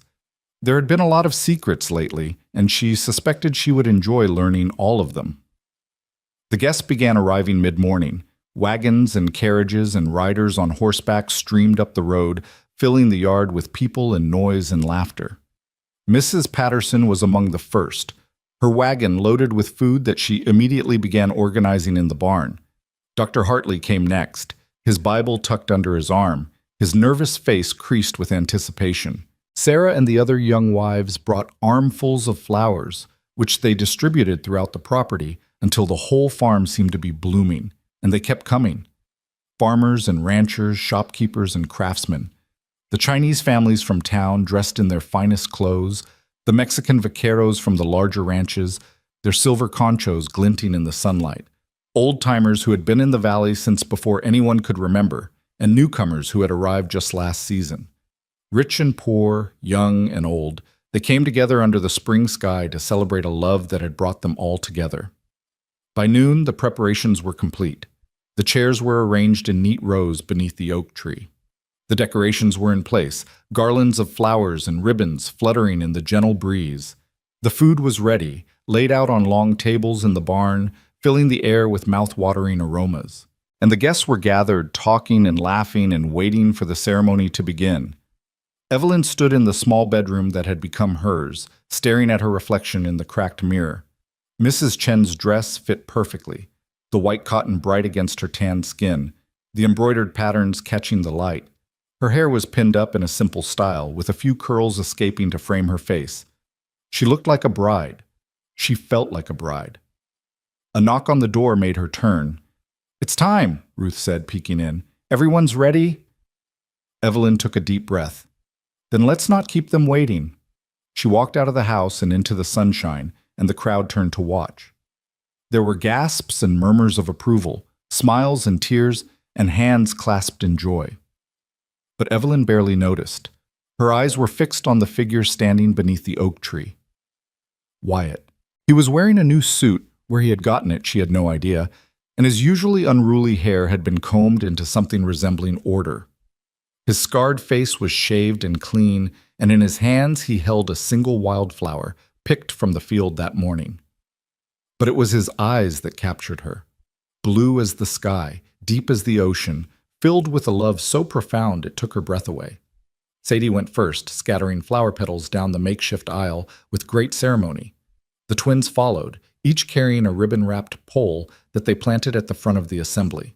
Then came Ruth, holding Hope, who was dressed in a tiny white gown that made her look like a miniature angel. And finally, Jonas appeared at Evelyn's side. "I'm supposed to walk you down the aisle," he said, offering his arm. "Since you don't have a father to do it."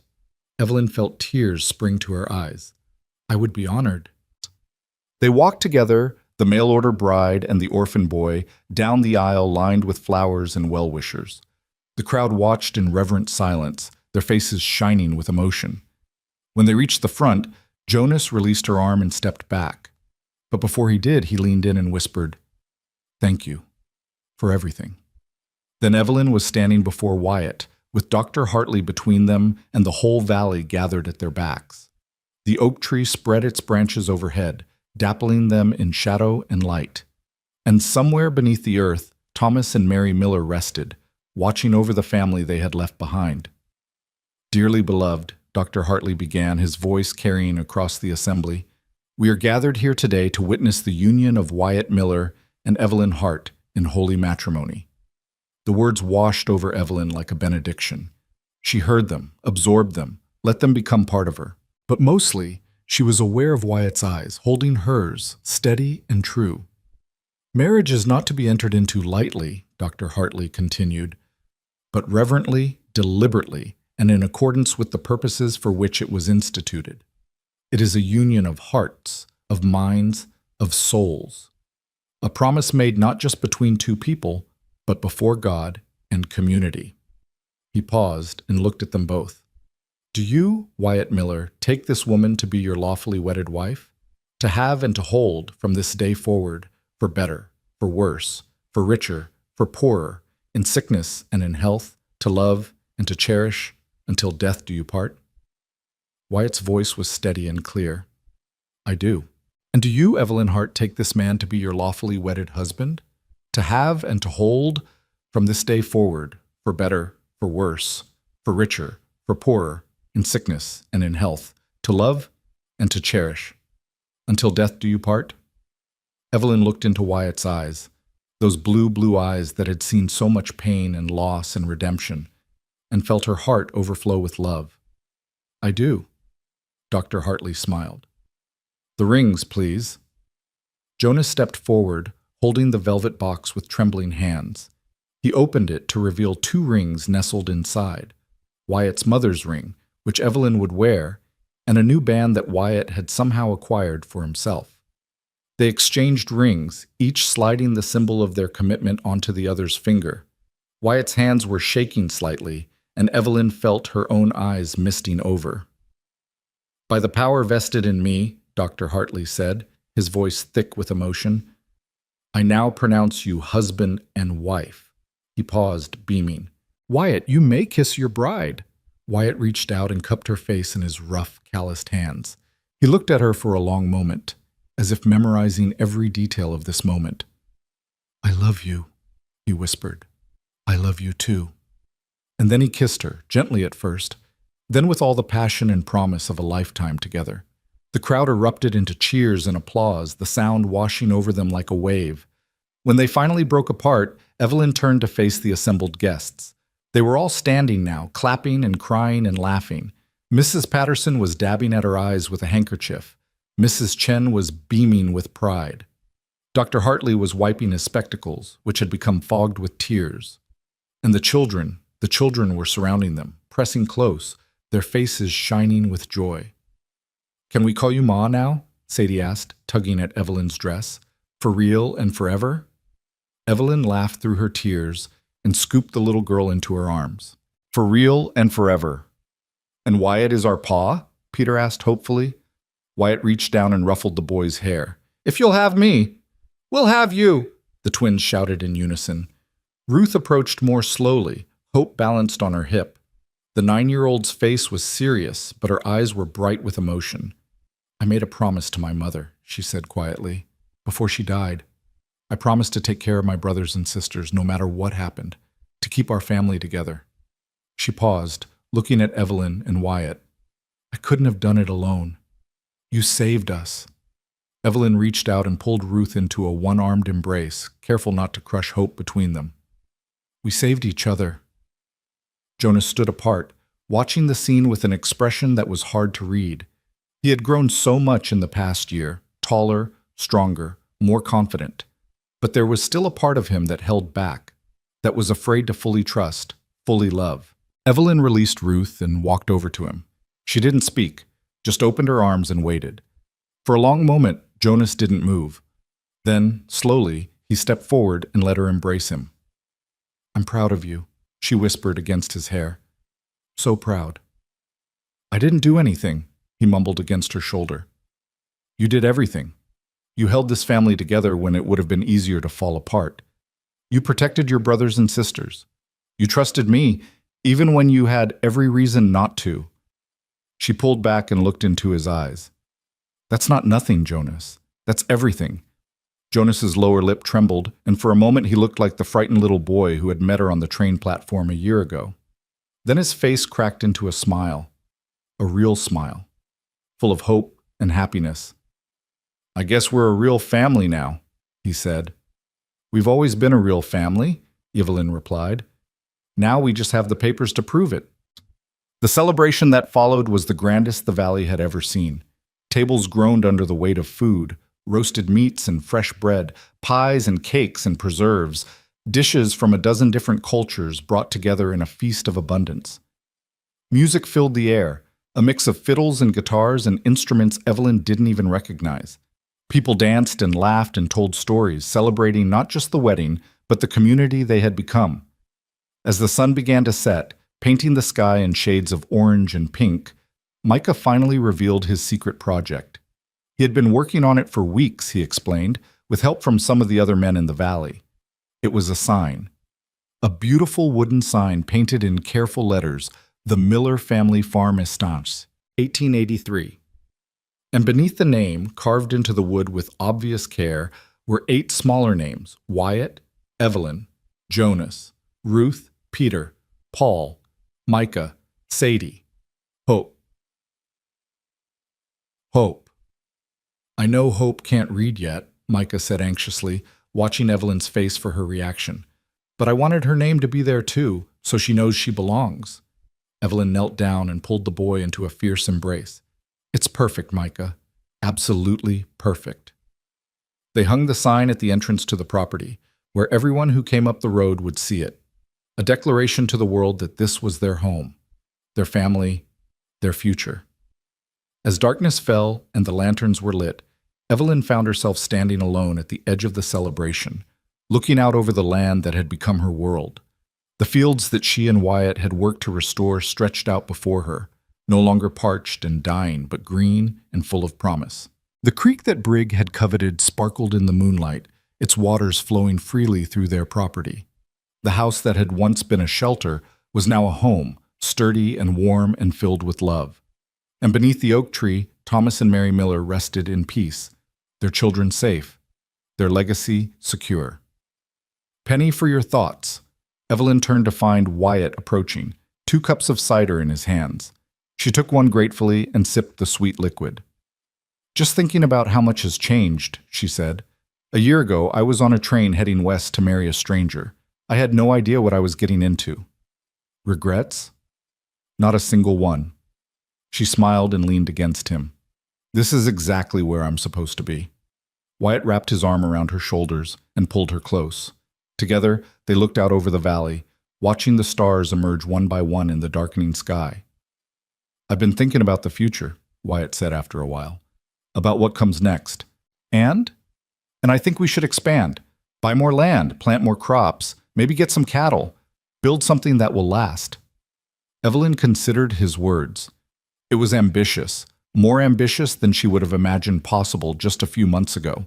But looking at what they had already accomplished, she knew it was within their reach. I think that's a wonderful idea, she said. But first, I think we should focus on something even more important. What's that? Making sure these children have the childhood they deserve. She turned to face him, her eyes serious. They've been through so much, Wyatt. They've had to grow up too fast, carry burdens no child should carry. I want to give them back their innocence, as much as we can. Wyatt nodded slowly. You're right. The farm can wait. The children come first. Always. They stood together in comfortable silence, watching the celebration wind down. One by one, the guests began to depart, calling out their congratulations and well wishes as they went. The children had long since fallen asleep, scattered throughout the house in various states of exhaustion. Only the adults remained, cleaning up and putting things away. Finally, when the last guest had gone and the last lantern had been extinguished, Wyatt and Evelyn walked back to the house together. It was quiet now, peaceful, filled with the soft sounds of sleeping children. Mrs. Miller, Wyatt said, testing the words. It sounds good. It does, Evelyn agreed. But I think I'll always be Miss Evelyn to the children. Fair enough. He paused at the threshold, looking at her with an expression of wonder. I never thought I'd have this. A home, a family, a future. I'd given up hope of ever finding it. So had I, Evelyn admitted. But then I stepped off a train in the middle of nowhere and found 7 children who needed me. And somehow in the process of saving them, I saved myself. We saved each other, Wyatt said, echoing the words she had spoken earlier. All of us. That's what family does. He took her hand and led her inside, into the home they had built together, into the life they would share from this day forward. The summer that followed was the happiest of Evelyn's life. The farm flourished under Wyatt's careful management. The fields produced abundant crops, corn and wheat and vegetables of every variety. The livestock that Mrs. Patterson had helped them acquire thrived in the mild weather. And the house, which had once been a crumbling shell, became a true home, filled with laughter and love. The children blossomed too. Jonas threw himself into learning everything Wyatt could teach him about farming and ranching, determined to one day run the property himself. Ruth discovered a love of reading and spent hours poring over the books that Dr. Hartley loaned her. The twins became inseparable companions, their bond strengthened rather than strained by the hardships they had endured.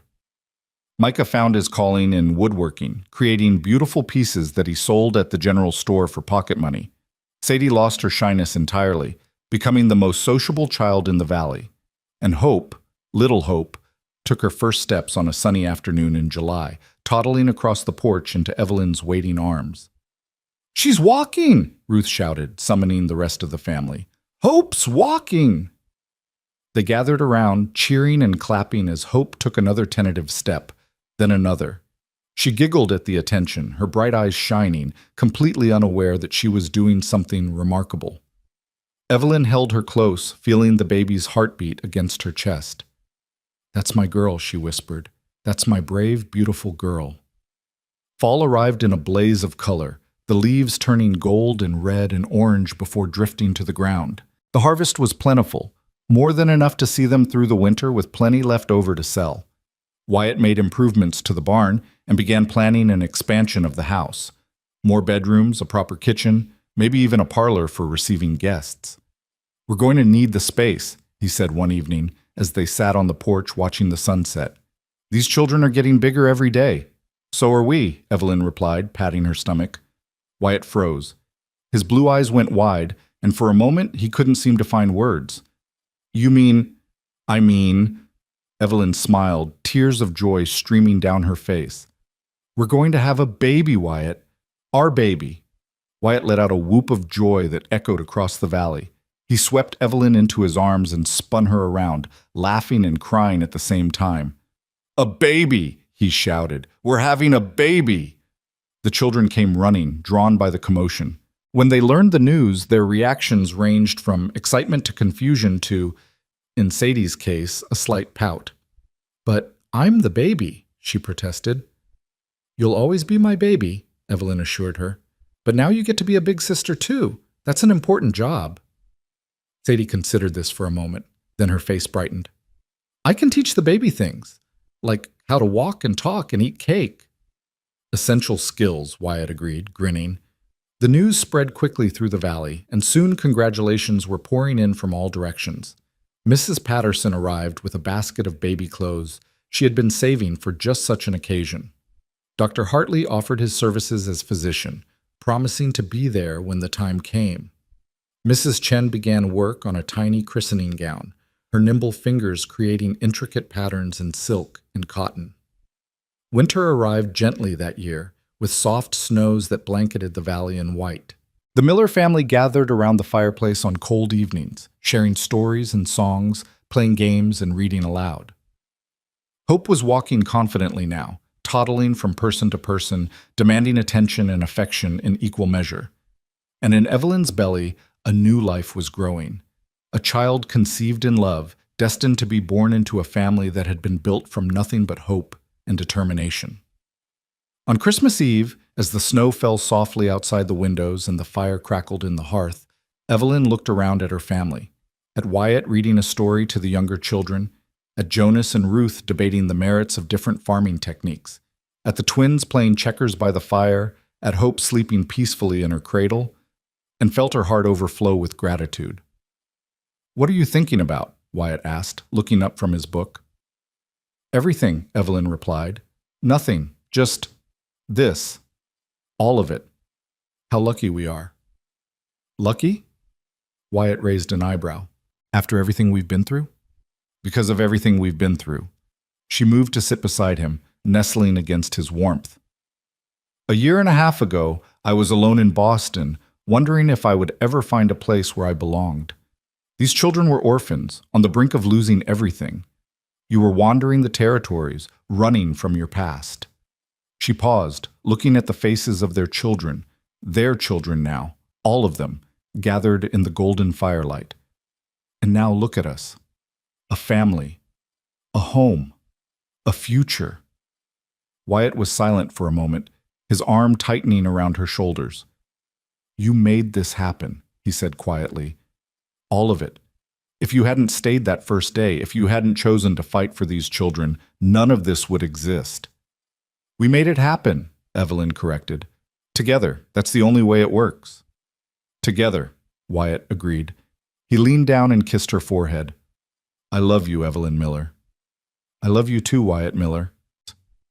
And as the snow fell and the fire burned and the children dreamed of Christmas morning, Evelyn closed her eyes and let herself believe what she had been afraid to believe for so long, that happily ever after was not just a fairy tale, that love, true love, was worth fighting for, and that family, real family, was not defined by blood, but by the choice to stay, to fight, to love, no matter what. She had come west to marry a stranger. Instead, she had found everything she had ever wanted. The baby was born in early spring, when the snow was melting and the first green shoots were pushing through the soil. It was a girl, a beautiful, healthy girl with her father's blue eyes and her mother's stubborn chin. They named her Mary, after the woman who had given birth to 7 children and loved them all with everything she had, the woman who had died bringing hope into the world, never knowing that her sacrifice would lead to the creation of something beautiful. Little Mary was welcomed into the family with open arms. The children doted on her, fighting over who got to hold her, who got to feed her, who got to rock her to sleep. Hope, now a toddler, seemed confused at first by this tiny creature who had taken her place as the youngest. But within days, she had become Mary's fiercest protector, glaring at anyone who came too close to her baby sister. She's going to be trouble, Wyatt observed, watching Hope stand guard over Mary's cradle. Like mother, like daughter, Evelyn replied, smiling.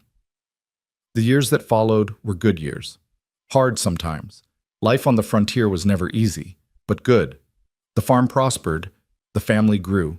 Jonas became a young man, tall and strong, with his father's work ethic and his mother's wisdom. Ruth blossomed into a beautiful young woman, with suitors lining up at the door, much to Wyatt's dismay. The twins went off to school in town, eventually pursuing careers in law and medicine. Micah became a master craftsman, his furniture sought after throughout the territory. Sadie married a young rancher from the next valley and started a family of her own. Hope grew into a fierce, independent spirit, determined to make her mark on the world. And little Mary became the heart of the family, the one who held them all together with her kindness and her grace. Thomas and Mary Miller would have been proud. Evelyn was certain of it. On the 10th anniversary of their wedding, Evelyn and Wyatt stood beneath the oak tree where they had been married, looking out over the land they had fought so hard to save. The sun was setting, painting the sky in shades of gold and pink, and the air was sweet with the scent of wildflowers. Do you ever think about what would have happened, Wyatt asked, if you had gotten back on that train? Evelyn considered the question. It was one she had asked herself many times over the years. Sometimes, she admitted. But then I look at our children, our grandchildren, everything we've built, and I can't imagine any other life. Neither can I. Wyatt took her hand, threading his fingers through hers. You saved me, Evelyn. You know that, right? Not just from Brig, not just from my past. You saved me from myself. You saved me too, Evelyn replied. You showed me that it was possible to start over, to build something new from the ashes of the old. They stood together in the fading light, two people who had found each other against all odds, who had built a family and a legacy that would endure for generations. I love you, Wyatt said, the same words he had spoken every day for 10 years. I love you too, Evelyn replied, the same words she would speak every day for the rest of her life. Behind them, the house glowed with warmth and light. The sounds of laughter and conversation drifted through the open windows. Children playing, adults talking, a baby crying softly before being soothed. The sounds of a family. Their family. Evelyn Hart, Evelyn Miller, had come west to marry a stranger. Instead, she had found something far more precious. She had found home. She had found love. She had found purpose. She had found everything. And as the stars emerged in the darkening sky, she knew with absolute certainty that this was exactly where she was supposed to be. Always. Forever. Home.